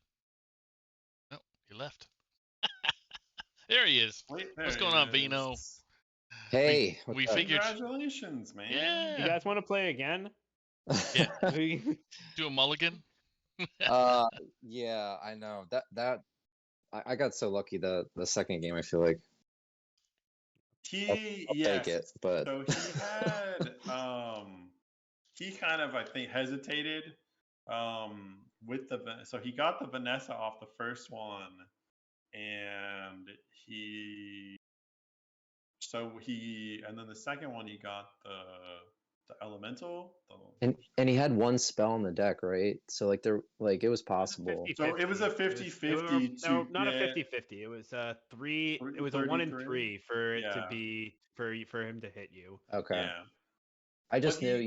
I was like, I'm not dead. A flash heal off of Lyra. The Lyra, and he didn't play it. Like, he went for the 50-50 instead of playing the flash heal to heal above the 4 damage. Okay. And if he had done that, he probably would have. I mean, he would have lived. It depends, I guess, on what your next top deck was, but I don't know that you necessarily had an out for lethal. I don't think I did, because I had no draw. I just had the weapon and the minion. Yeah, I mean, it depends. Maybe you could have gotten something to get the lethal, but I think he could have survived that turn. Yeah. But he went for the lethal with the mark of scorn, and you were able to dodge the spell. So I just want to congratulations. say thank you so much. I just want to say too, like obviously Neji's insanely good at Hearthstone, and it's an honor to play him, and hopefully we'll play again in the future soon. So just really grateful for that opportunity. Got cards went my way this time. Obviously they don't always. I think a week ago or 2 weeks ago I got swept on stream. So like it's Hearthstone. For sure, for sure. But yeah, I mean, how did you feel, with playing into? I mean, essentially, he brought a lineup that was just to counter that DH, like all Yeah. three of those decks. I, Yeah, how did you feel? I wasn't expecting that because I knew like with Hero things are a little bit different. Like my prep with my team was not expecting that. So I think I just got super lucky to. I mean, I knew I was going to play Rogue or DH first. Pretty pretty standard, I guess, these days. But I think I just lucked out the second match because I don't know if I would have. I brought some other decks that maybe would not have been as great into those classes. So I don't know. Yeah, it is an interesting. I mean, it's a little bit harder, I think, to do that kind of a like total counter pick lineup in LAH, or than it is to do it in Conquest, where you just need to get that one win over the board. Yeah. You win with that deck, and you got to play it again. And especially if you're going up against, if it's a inferior. I mean, I don't want to say that aggro DH is an inferior deck, but You know what? in the current meta, it's maybe not the strongest. So Honestly, like I've been playing that a lot, and I was considering it because I was like I brought a counter for DH, and I'm like, well, what if like it briefly crossed my mind, like what if he brings like all these like pure paladin and aggro DH, and I was like, maybe I'll bring something to, but then I stuck with what I was gonna do, and it worked out, luckily for me. But I think aggro DH is a pretty decent counter. Especially yeah, if I had to play my ramp druid. Oh boy. Yeah, that's a tough one. that would have Yeah. been a rough one too. Yeah. So yeah, you were able to show the power of the Questfell DH and get it I over think the I think it was a board. good read by him. I think For the sure. I mean, numbers showed that best I would laid bring ramp, plans of I mice guess. and men. You have to play the games. You can get the odd percentages in your favor, but you always got to play the Yeah. games. So. Yeah. It was a good match though. Obviously again, like, shout out to Neji for being an awesome player and, great THL member. So really honored to play him. All right. Any questions, Dad? Not really any questions. Just a good job. And as I've been doing in the last match, I'm gonna give you, the wild card question. Which deck are you hoping gets buffed most in the upcoming patch this month? What are you hoping to play later in this expansion? I mean, I've been it's not bad, but I'd like to see something new with Death Knight just because it's the new class. Like I want to play it more and not lose as much. Like maybe some Unholy Death Knight. I think I've probably played like 10 games since it came out, like total versus like, the other two Death Knights. So maybe something with that. I think that'd be cool for everybody. Yeah. Well, we'd have to see some pretty big changes to the other classes, or some even bigger changes to that deck, but maybe. Yeah. Just give everything an Unholy Death Knight charge. Like I feel like if you do that, it'll all be fine. What could possibly go wrong? Yeah, what Yeah. could go wrong with that? That's too funny. All right. Well, congratulations again. I hope that the luck rubs off on you for your legacy match as well this week. And All right, thanks everybody. Appreciate it. have a good one, man. Thank you, Take Vino. care. And we gotta go. They already started without us. Wait, What? What's Actually- happening? They're getting ready to go. They're preparing to battle a friend, Saku. Let's go. Let's go. Show us this match. Goodness. What are our decks? All right, so we're gonna jump into our last game of the night. We have CMAC. He is lineups here. So yeah, Wild 9 from Abusing PR Management, and CMAC from Sorry Lads Acquire the Title. So CMAC, he's got DH Mage Rogue Shaman. On the other side, Wild 9's got DH Paladin Rogue Shaman. So difference in Paladin Bring for Wild 9 and Mage Bring for CMAC and Shaman decks. Getting into the lineup this time. So we do have bans in. Wild 9 banning the Mage. CMAC banning the Rogue. Your thoughts? Take a stab. Banning the Mage is extremely interesting. Mm-hmm. That is that's quite surprising. So yeah, I don't know what to make of Wild 9's lineup then. That's awesome. That's interesting that he's gonna let CMAC play both DH and Rogue. Probably the two strongest decks I think in the meta right now. So we'll see if that pays off for him. They're in it now, so we're gonna jump into game Here we number go. one here. Nature seeks balance in all things. And we do have the Rogue coming from CMAC and the Shaman from Wild 9. This matchup is pretty favored for the Rogue, but actually, this is this is a jackpot Rogue. So this is, I think this is a little bit more of a 50-50 match. I think it might be a little bit favored towards the Rogue. I think I like the Rogue's odds a lot against Evolve Shaman, assuming that is the Bring from Wild 9.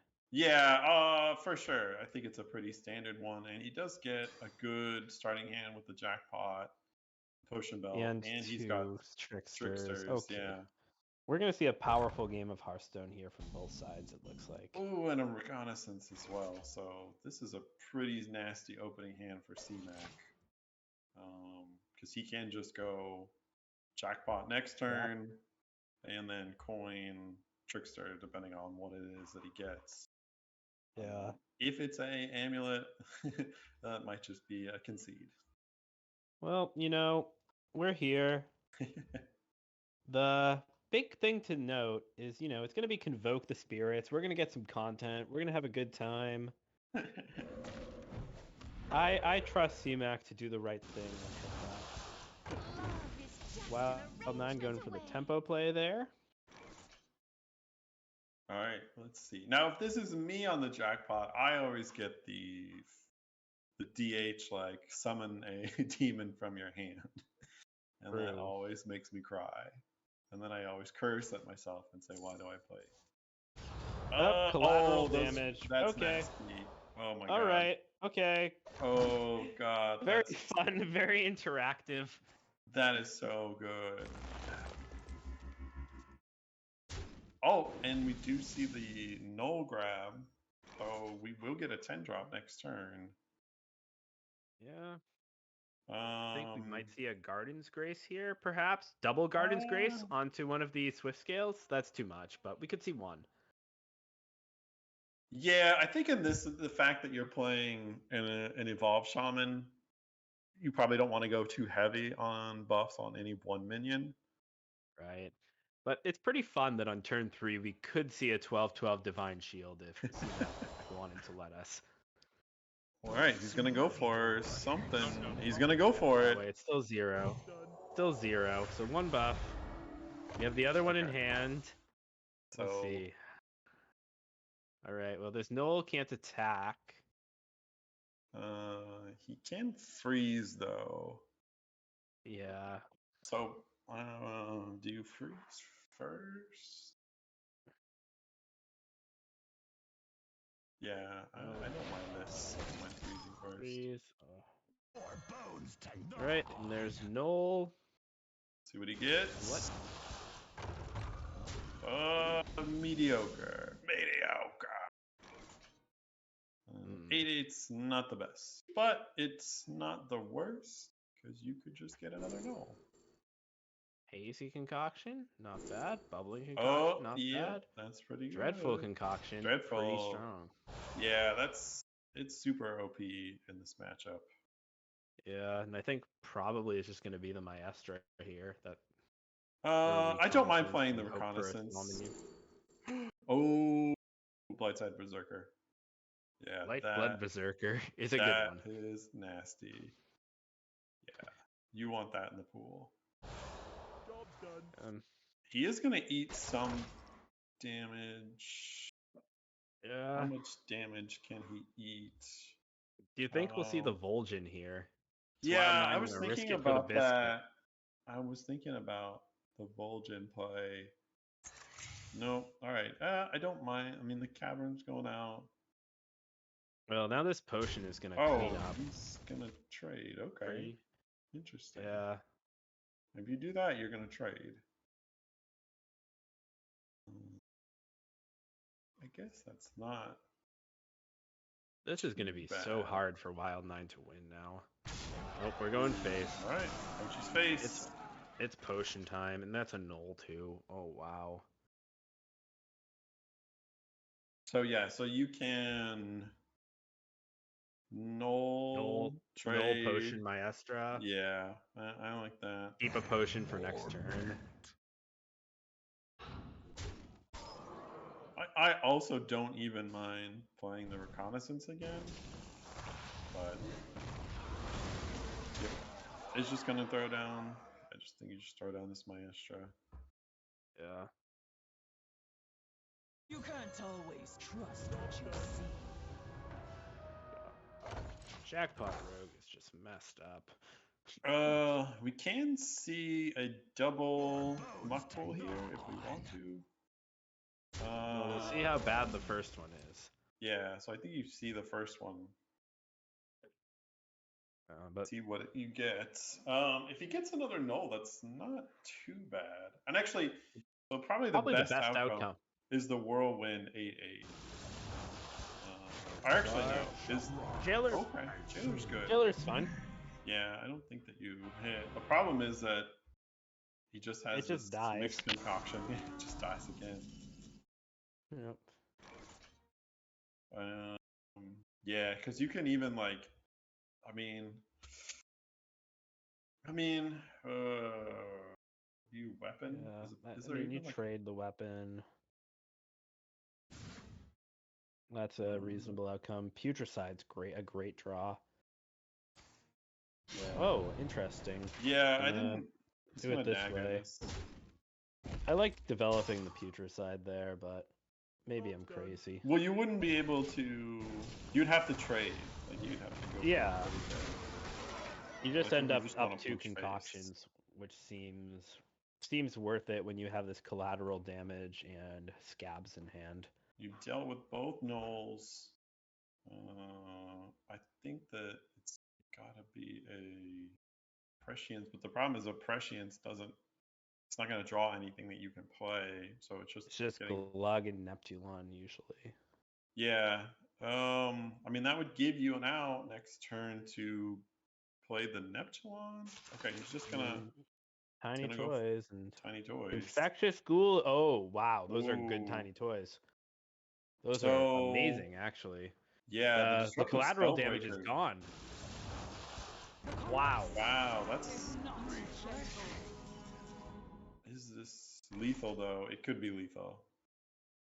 So he can just potion belt for lethal. I think the Blight Blood Berserker kind of shuts down any possibility of that.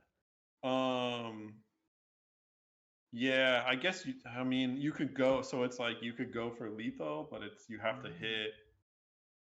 So double. You're saying the double potion lethal? Yeah. The double burn. Yeah, it's double burn lethal but. Man, I mean, on the other side, can he get through? I mean, he can't really. Okay, yeah, I guess this is probably the right play. Yeah, I like always living into scabs. That seems okay. But probably popping or killing this disrupt this Spellbreaker might be good. Maybe full trade here All into right, this so Falma he's as gonna well. full trade. Oh no. Oh, interesting. Wait. Okay. Oh, okay. That's fine. Okay. I guess that's Bloodlust. on the idea that you're going to play the scabs next turn for sure. However, throwing away this potion belt, that hurts, man. Well, that's This assuming bloodlust that do CMAC anything. doesn't Wait, evolve it or trade it. wait. Can he? There's no Vol'jin Bloodlust together. That doesn't Yeah, work, unfortunately. I think that you might just Vol'jin this anyway, though. I mean, it does come down next turn, but it's like I don't know. You can get good trades then. I don't know. It's a tough one now. It's a tough one here. But I think that might be the out. I mean, what's the other line that you play? Because like, if you do that, then you get, you could clear up everything on this board. You can get some infectious ghouls down versus like, what's the other play is trying to go for like a bloodlust? Okay, no, he's gonna draw. Man, this is. And that's all the minions. Yeah. Okay. Well, he's got to trade something. Okay. Trade.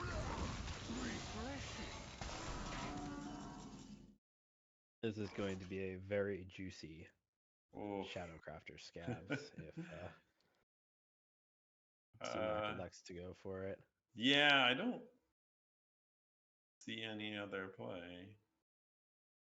I mean, there's always the Gigafin off Reconnaissance, right? or playing Putricide, getting some concoctions and doing things looking that at way. Okay, wait, what? Yeah, we're going to see the Putricide version. This is fine, because this gets a full mixed concoction and you can play 2 of them. So there's the hazy into the sun. So you see, stuff's happening. Okay. We'll see the I second guess I trade. think I just like the scabs next. I mean, I think that saving the scabs for like full-size minions is reasonable. So I think that's what we're going to be seeing. But now this Bloodlust looks pretty good all of a sudden. And Thorabalor is a nice pickup. That'll work.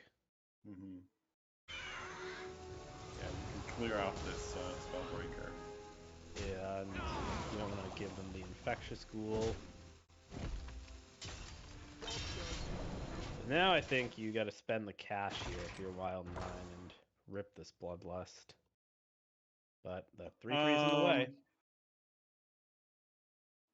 Is it that, or do you go for the? I mean, you can guarantee a Neptulon play this turn too. Yeah, getting Neptulon in probably is the best choice. Yeah.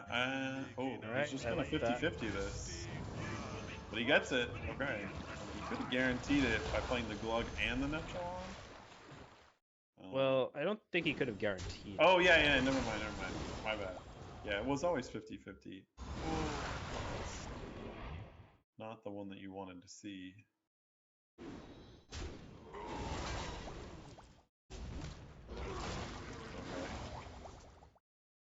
That's a lot of concoctions. Is that enough concoctions, though? Surprised the Neptulon wasn't the evolved there. Oh, Primordial Wave. Wait a minute. That's spicy. Ooh. And it's Onyxia. That's nice. Okay, well, this is going to be the best valued scabs. Yep, and then can play a concoction as well. And I guess off the other side, like, what do you see? Yeah, I mean, it's going to be concoction. I mean, what concoction? I guess probably just one of these. 3 mana, add a random card to your hand. Seems good. Or 3-drop, add a random card.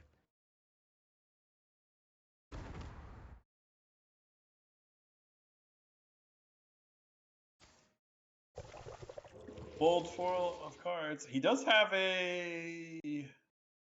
What did he get? Baltimore. So he has Okay. That's burst. That's burst, kind of.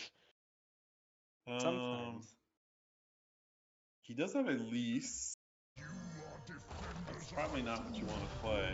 I gotta imagine it's probably the Glug. Yeah, I think Glug is probably the best defensive play, but Yeah. the boards. This is lethal setup here, so I think that I think it's pretty likely that C-Mac will be able to find a way through all of this. Yeah, I mean, what else No do you guarantees. do?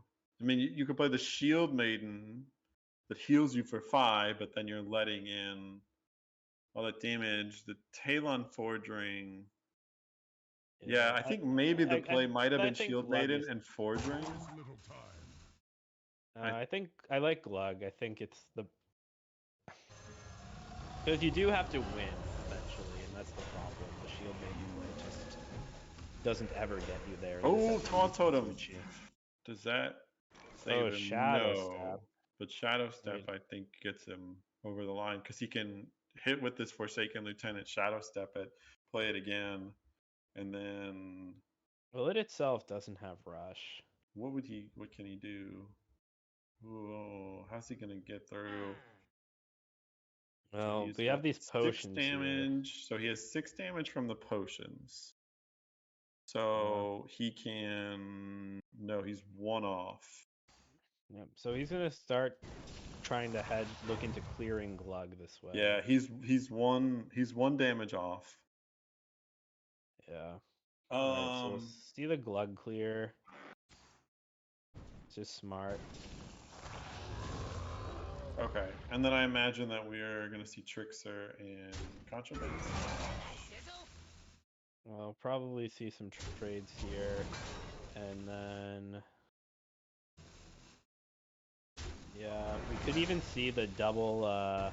Okay, he's just gonna play the Contraband Snatch. What does this even get? This is kind of no. Wait a minute.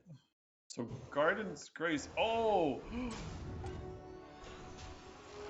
So it does hit the wrong minion. Does he have any way to get through this? Yes. Well, Raid Boss Onyxia. Yeah, Raid Boss Onyxia is probably the play here.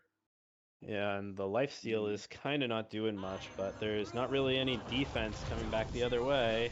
Yeah. Oh, good hit.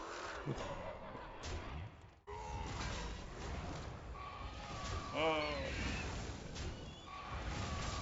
Is that? Oh wait, is this Altimore lethal though? No, he needs only 2 companions right now. Yeah. And the concoction can always destroy one of those, which is good news. So wait a minute, is Altimore? If the Altimore Shadow Step is almost always lethal. Yes. Or not almost always. It's often. So he would have to get. Well, no, he would have to get both chargers. All right, here we go. The highest win rate card in all of this set. Did you know that? This is the highest win rate card from United in Stormwind. Is the Two-Faced Investor or Test Greymane?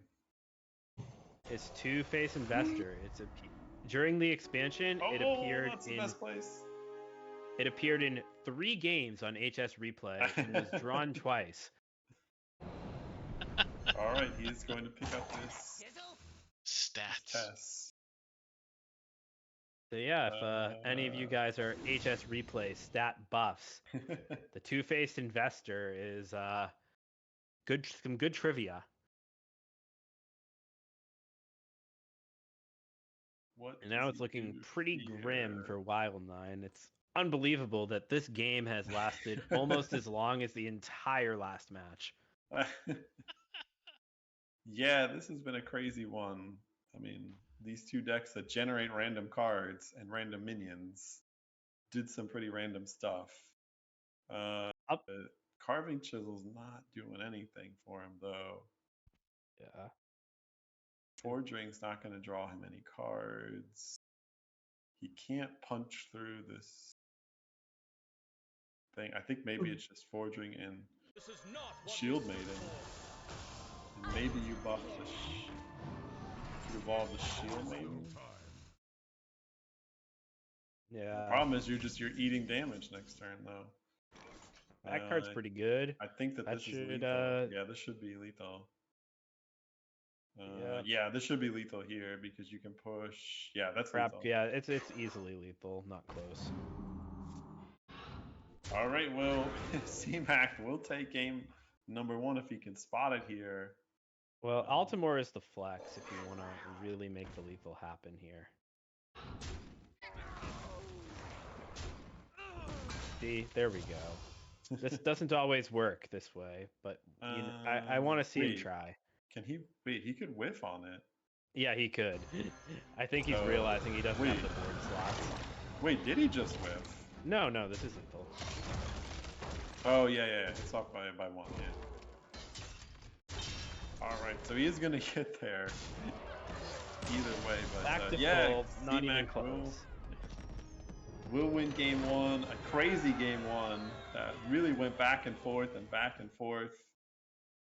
So yeah, and we'll see what Wild9 pilots out next to go into this Thief Rogue. I mean, I guess that you go with the Paladin, probably, or maybe the DH.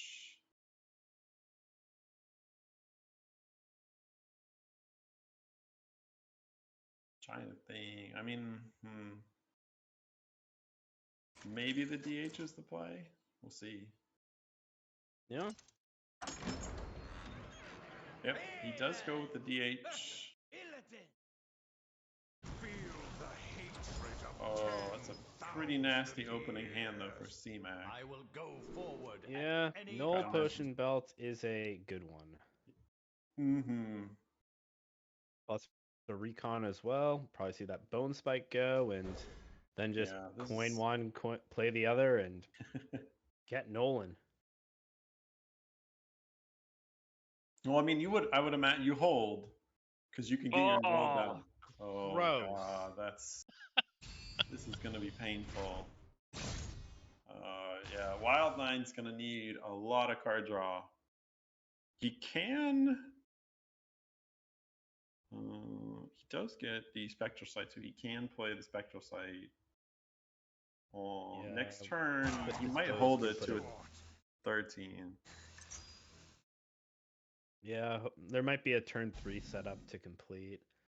I imagine that we see the pass this turn, so he can go Potion Belt. Full then Null. Coin Savara. Yeah, this is gross. Or Queen Ashara, not Savara. This is. Yeah. So then, just coin. So you would then go Reconnaissance the next turn, and then coin. Yeah, coin Ashara. Yeah, this is just turn 5, ridiculous. 1 mana Colossal. I don't know. If C-Mac's a real gamer, we're gonna see the Shadow of Demise show up just in time, so that we can see a second 1 mana Colossal on turn 6. Now he could whiff pretty hard. Okay, so he's gonna take Stefano this turn. All right, there's Shadow of Demise. Just like I said, C-Mac's playing the video game, guys. Oh my God. C-Mac is playing the video game. All you guys watching on Twitch, yep. Commentator's Curse strikes again. Double Hazy, is that better than Recon? Oh no, not Double Hazy. Yeah, I think that you take the draw here. But well, Wild9 is not going to be having a good day in a minute here. I mean, you just play the Mixed Concoction. Next turn, you don't even have to play. And then Recon is almost better, but I wonder. I mean, I guess it gives you an option for having more board presence, but I mean, it digs you more cards on the other side. So I guess maybe Reconnaissance is just a better play this turn.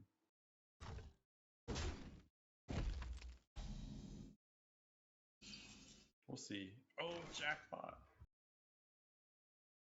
Options for C-Mac. Yes, indeed.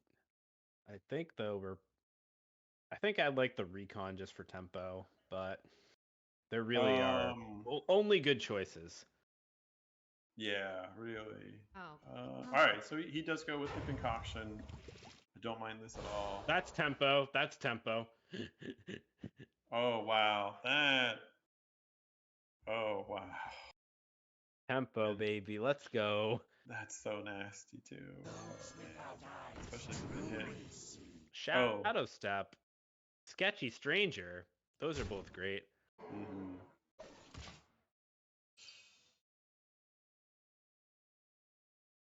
Sketchy Stranger finds like objection or explosive runes that makes the Demon Hunter cry. So he doesn't incorrectly throw the Sitheno back into his hand. But he no needs that draw, just and the he Fury. doesn't The get Fury it. is Oh. back. The Fury is back again. He can clear with the Fell Barrage, and I think that that's probably what he's going to have to do, but he's going to start crying here in a second when Sashara goes down. Yeah. Did you know Ashara's the highest mulligan win rate card in the deck? I did not. Thank you for that statistic, Dr. Science. I was shocked to learn that, though. Makes sense. It does. It just leads to all these blowouts, but here's why. Especially when you get it on turn 4 and on turn that's probably the best top deck that he has. Absolutely, and that's the gas. He does grab. Okay, so he does grab the Warband. So he's got some damage put together here.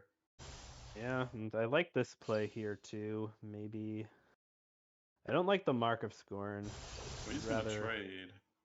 Yeah, just clear it, I guess. Mm-hmm. Well, what's in the box? Could be a double. Preparation? Perfect. Oh, God. So he could double. Okay, so he's gonna... Ice Trap, Oasis Ally, Galloping Savior. Okay. Well, I mean... Yeah, no, I respect this. I mean, he can still go for this and have 3 chances at a secret that will just end the game on the spot. So I like Explosive Runes. See, CMAC knows what's up here. Okay. So now CMAC will probably sit and play no spells until he can get away with playing the rune again. This is like pretty devious. It's so good in this matchup, especially when the life total is high and not pressured. Yeah, so it does mean that he's going to have to burn the Abusive Sergeant in order to be able to go off with a Sitheno play, or even Spell Power play. Yeah. I mean, he's putting together a pretty big hand. Yeah, I think we might see Krakatoa come down here. That seems like a reasonable line. Yeah, there is a worry that he's not putting up enough pressure. Oh, that's pressure. Pretty good pressure. That's you are letting the DH draw a lot of cards, and you are kind of letting him put together a pretty nasty hand. Yeah. So, I think Krakatoa is like a good mid ground with that. What am I seeing here? Oasis Ally, just to make things feel harder. So he's gonna burn a card. Burns the weapon. Yeah, not that impactful at this stage. But if you're Wild 9 here, like it's just so taxing to force the Bound Soul into Abusive. All right, so he is gonna go for just the regular Unleash. Yeah. And like what's so gross about this too is that the Explosive still pushes so much damage for CMAC as well. It was a pretty heads up play there to just go digging through all the secrets.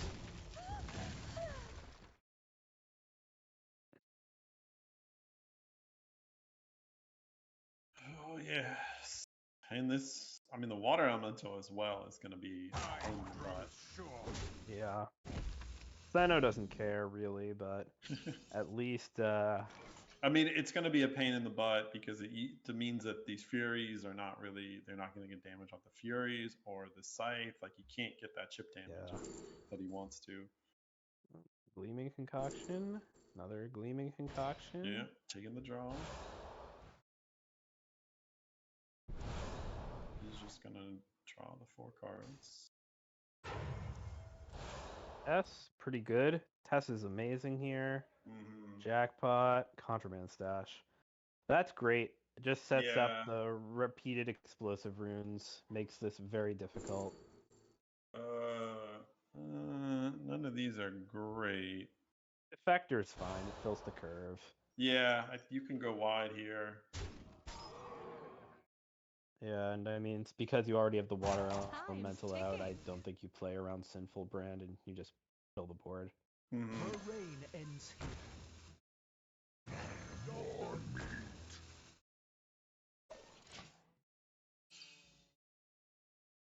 Alrighty. So, what can he do from this position? If he just throws this Arcanist down, I mean, he's got to figure that this is either an objection or, Yeah. or an explosive runes. In fact, I think that he knows The arcane that it's surge one of the within two. me. Yeah. So Ouch. yep. So I have to believe that he's got to go off with the Steno this turn, no? Or I don't think he has much of a choice, but he's not you know, going choose to. wait. He And holds. that will seal his fate. Because the test or the Contraband Stash is going to make some tears. I see. Yeah, I think that, I mean, it gets to be like the winning play or the winning line from Wild 9 is a super hard line in which you're trying to play Abusive Sergeant on the same turn that you are playing everything else down. Right. And then hoping that you get there. So it's really awkward. And even then, do you even get there if you don't get the extra damage off Steno with the Abusive Sergeant? So, Yeah. I mean, he's gonna have to go in next turn. I Well, imagine. oh no! Wait a minute. Wait, what? Right? We're seeing the desperation play around Sinful Brand here that I think actually gives Wild 9 away back into this game. Ooh. Yeah, I think that Time's just ticking. playing the Tess or the Contraband Stash was a little bit of an easier way. I agree. I would have liked to have seen that. I mean, you've But- seen one, so it's like, okay, so you. But this No, makes but it no doesn't. sense. Yeah, Why would... there's 2 4 damage minions on your side, so it doesn't really. Yeah. Up and there's the brand. Is this? It's got double brand. And there's Steno. So. A watery grave awaits. Yeah, you may have just given him the out here. Yeah.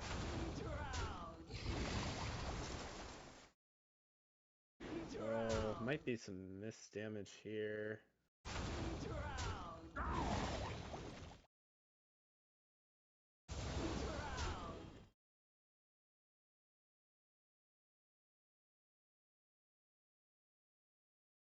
In there and fight, maggot. But this never kills. Yeah, he's not. It does clear the board though. Oh wait. Yeah, and sets up lethal. Sets up lethal. Alrighty. Well, does Jackpot save the day? What's in the box? Because I guess Glug saves the day, right? So. Oh. What was the Contraband Stash has? Glug, the rush minion. The Contraband Oh. Stash should do Oh. the job. Oh. It's Wait. not lethal. No. But he. It's not lethal yet. It's just short. So he can. So he can go for the Scourge. Well, Stash will clear it because there's a rush minion to clear Steno and there's Glug. Yeah. Okay. So this is like just phenomenal here for CMAC, and it pretty much forces predation off the top for the game.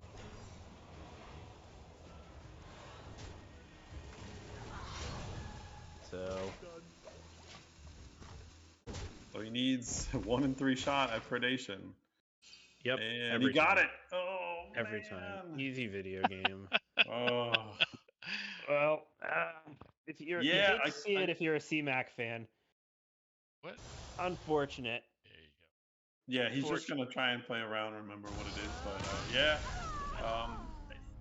I think that the turn before he gets really passive trying to play around the double sinful brand, and I think that kind of hurt him a little bit. If he just would have played the secret again, yeah, I think he lives that time. 100%. But good job on Wild 9 being able to navigate that. I mean, that was very tricky at one point. I think maybe CMAC's line was a little bit slow for me in terms of I think he could have played for pressure some earlier turns. Good job on Wild 9 for getting there though, because that was not an easy. That was definitely not an easy game to figure out. So, what we do see no him muck come pools. back, he's got no muck pool, and that is exactly what you want because this is very hard for a DH to deal, especially if you get a 10 health minion. He also has a convincing disguise as well. So.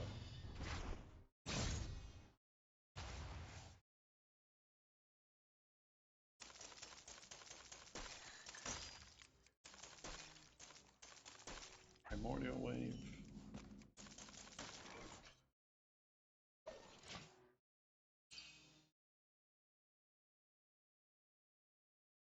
The other side, he could draw with the Mark of Scorn here. Probably just like Hero Power Pass, though. Oh, does decide to draw. So, gotta hold it one more turn. Yeah. Totem time. Probably the best one. Yeah. Not a lot of cards on the other side for Wild 9. Maybe the turn to play the Lifesteal minion. Or, sorry, the Lifesteal weapon. Weapon, yeah. Just want to be mana efficient. He's going to Fel Barrage and probably grab his Setheno. Yeah, okay. And, yep, we're going to see the play. And what's in the box for CMAC? Job done. Pico grab. No whiff. That is a super whiff. And you hate that when it happens. If that was me, I would be cursing and yelling as loud as I possibly can.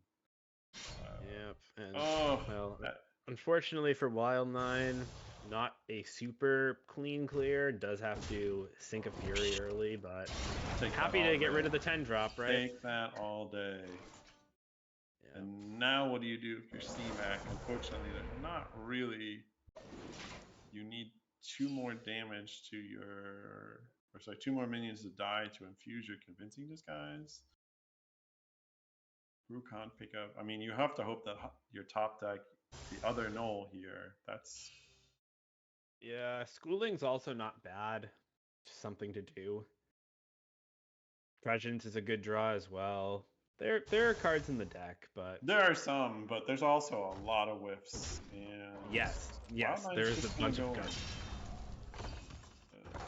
Convincing disguise. Pretty big. That's whiff. Not good. That's a whiff. Yeah. There's some argument to spending the wave here Yeah, I like double. I like the wave here. I don't think that you in this matchup you're not gonna really do it too defensively. Yeah. So getting a okay, he just does the one buff. Yeah, I think I may have liked the wave there.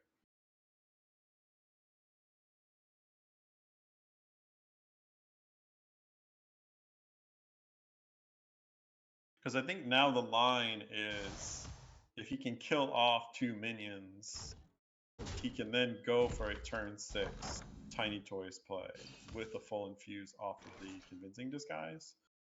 Yeah. So, I mean, I think at this turn you weapon up I think you still Tiny Toys here. here. I think you still risk it. I don't like this. Just because doing this into Glug tends to be good.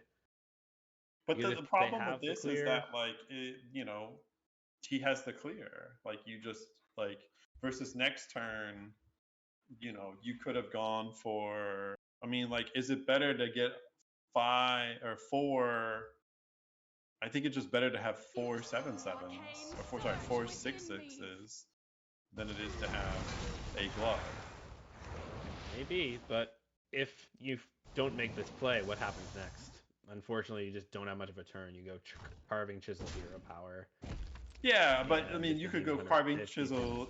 You could go carving chisel and then primordial wave, and then you get 3 minions on that turn.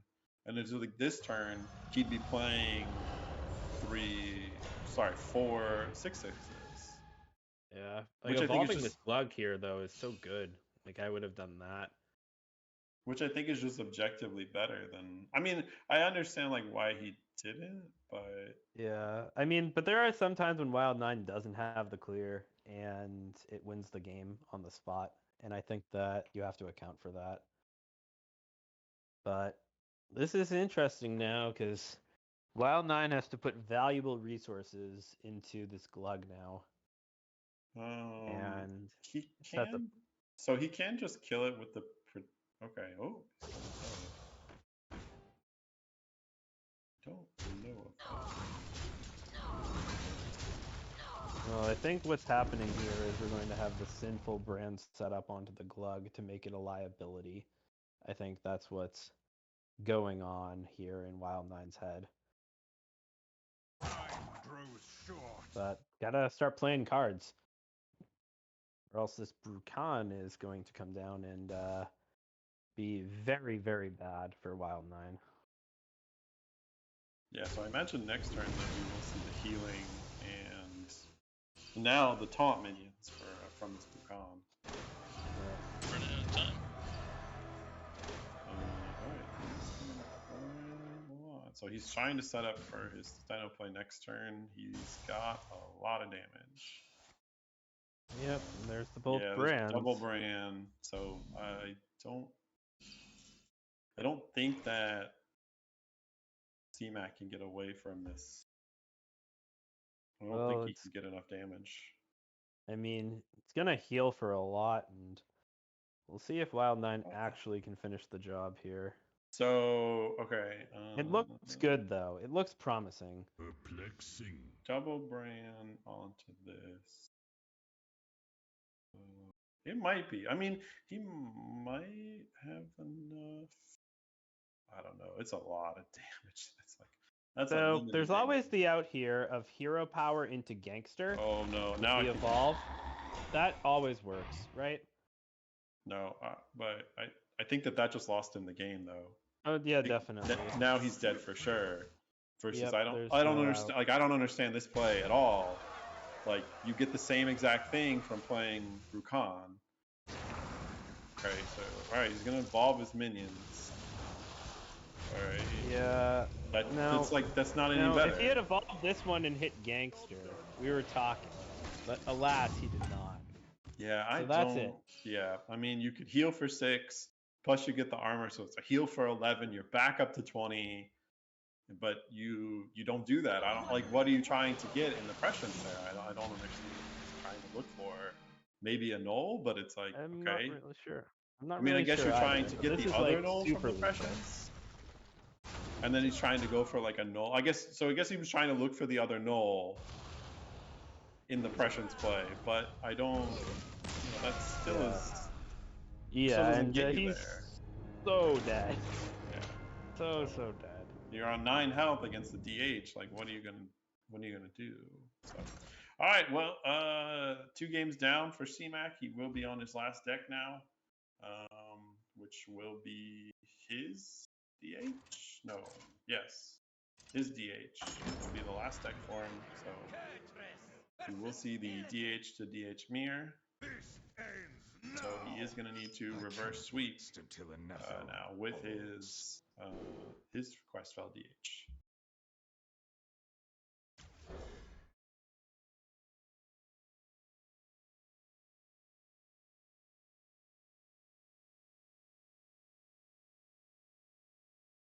So we do see Muck for CMAC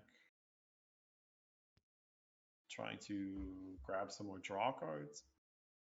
Wild Nine has 2 draw cards, but not the ones that you really want.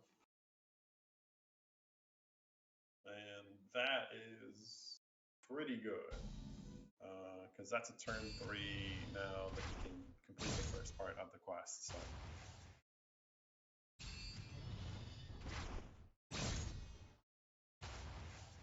On the other side, the dispose evidence, not the best.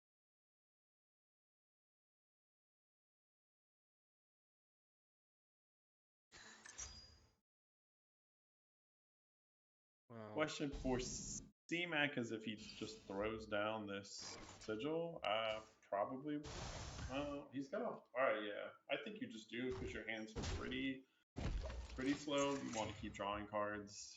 Yeah, something has to be done, and Wild Knight has an amazing hand, so Yeah. can probably just fire off this Fell Barrage or sit. Yep. He's just gonna shoot the Fell Barrage. Yep. Get that damage in. Then quest progress can happen next turn. Scythe on the other It's side. something to do. It goes face. Yeah. It's time. You just gotta get there. So you're gonna deal, it deals 8 damage. So. All right. And this is just Easy gonna be spectral an sight. easy, quest completion for this. We do see the healing weapon, which is really key in this matchup. Yeah, that's so big, especially that he's got the Fury as well. This is going to be, I think, a real uphill battle for CMAC. He needs a top deck of a Need for Greed or something right now. That's not what he wants. I guess the argument is, do you just throw the Warband into the face? Who's going to draw?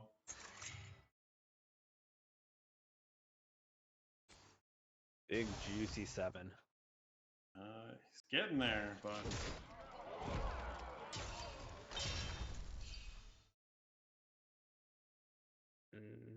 I think you go for Marcus Scorn here and see what happens. Yeah, I think I like Mark of Scorn. Play the weapon. Yeah. You don't even need to. Okay, he's just gonna go in for maximum. Man, which that's I think wild is okay. to spend the Fury there. Yeah, especially one turn before it does 1 more damage. I think it's just better to hold it. I agree. It's another spell in the hand for Steno. I just don't see any upside to playing it there, but maybe Wild 9 knows something we don't. Maybe. Do you just go with the Warbands this turn?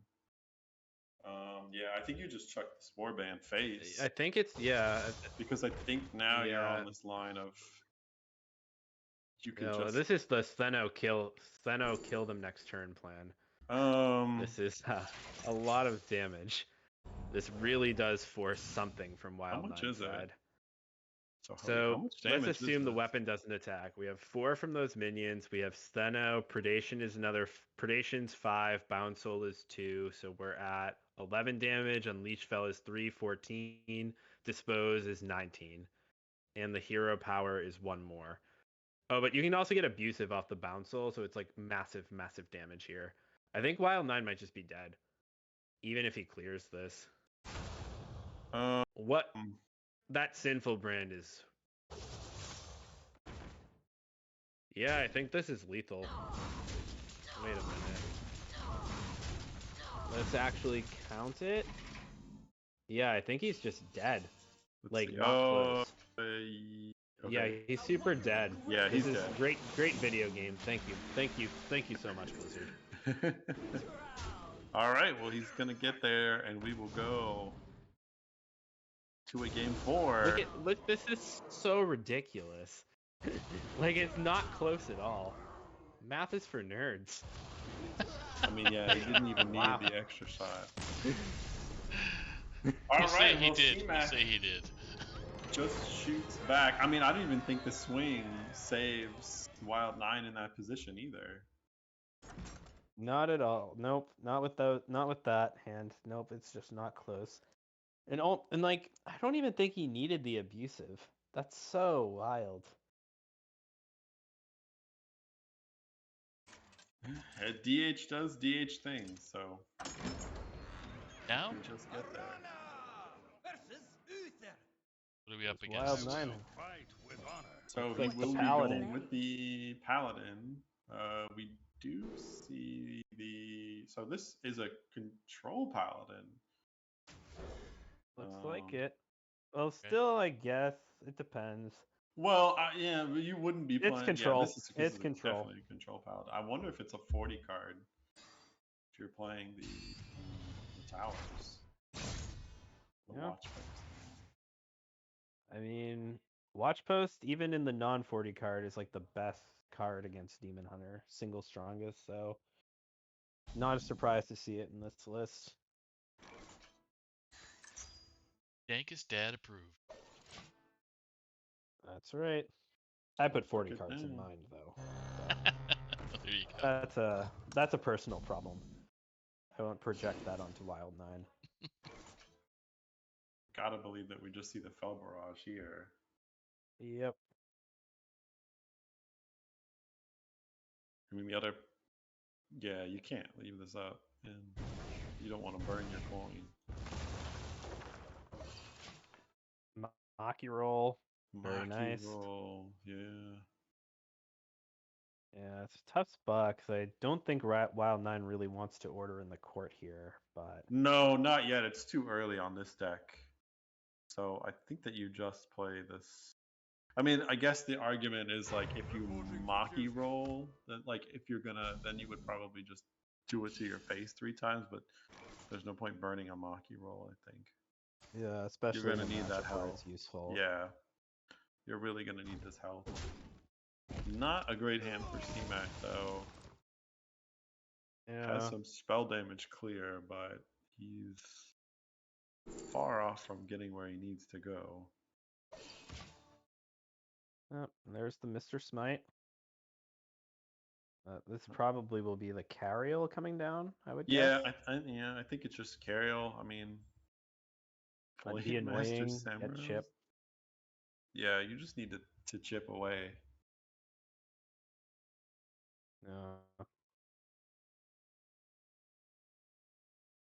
For the Alliance and my family. Question is, I guess, when do you play this order in the court? I think the answer is as soon as he has to. So I think Wild 9's probably hoping to find something playable and then to probably order after, but it never has to happen because the Carriel's in hand. Yeah. And the win condition for Wild 9 is just play Carriel. Yeah. So for C-Mac, I mean, he needs to get the damage in here as much as he can. Yep. Astalor is something to do. So baby Astalor probably comes down here. Yeah, Astalor hero power. And then probably order on 7, I guess. Reporting for duty.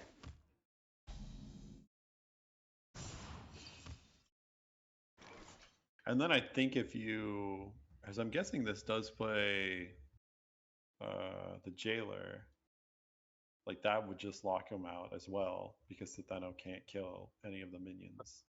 Most lists have actually cut the Jailer. So yeah, I'm wondering. I was just what I was thinking. Like, did he cut Jailer? And this one, does it just play? Does it play any 10 drops, or is it just usually double no. light rays? Light rays usually the top end. Yeah. All right. So the recruit does his job and absorbs 3 damage. I think next turn he's got to go in. Yeah, it's a lot of damage there. Well, he can't play everything, so I think next turn. I mean, you have to go in before turn 8. So I would have really liked to see C-Mac brand the Cariel there. Yeah. Okani, huge. Okani is massive here.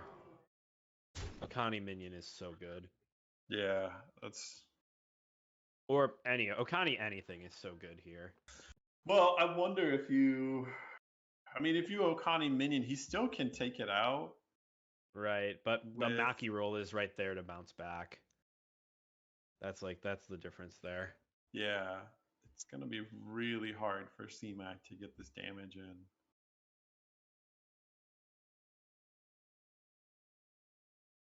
So I guess he's thinking like if he double brands, how much damage is that?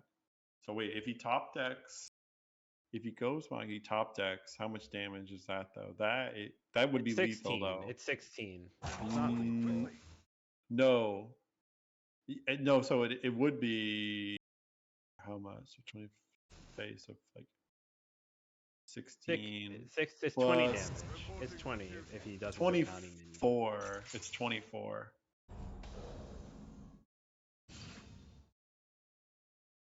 But is this lethal? Oh, this just might be lethal. Yeah. This is a lot of damage. A watery grave awaits.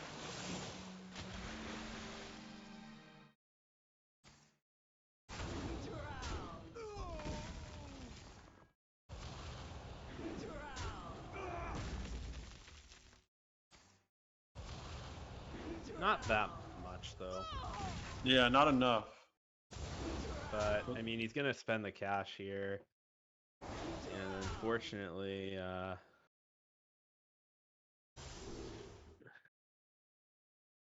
mean, is it? I mean, I guess it's a Mr. Smite turn.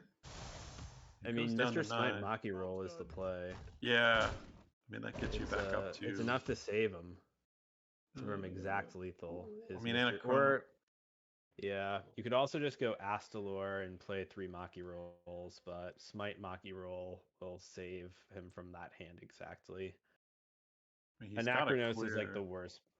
Yeah, well, I mean, Astalor triple roll doesn't require a clear. That's gaining 11. That's true. That's true.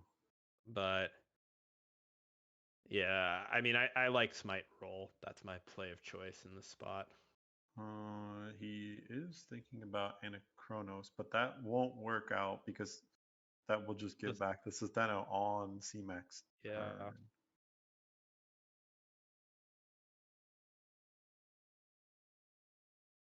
Oh no, it won't. It won't give back. It will. It'll be on Wild Nine's turn. It will be on Wild Nine's turn. That's right. Yeah. So he could do that play. I mean, it puts a little bit more damage. You know, I mean, I guess it's gotta be Smite. But I mean, he has to heal. Yeah. Wild 9, AFK. Oh no, is he gonna lose? Wow, GG. That's it. Does he heal? No. That's the game. Yeah. And it didn't matter anyways. Wow. C-Mac top decked the correct card too, so even the Smite play wouldn't have worked out. All right, and we will go to a game 5.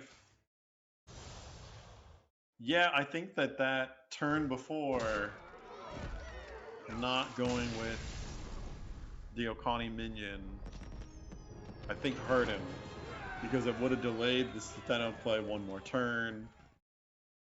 because he has to play. He's got to clear all of that on 7.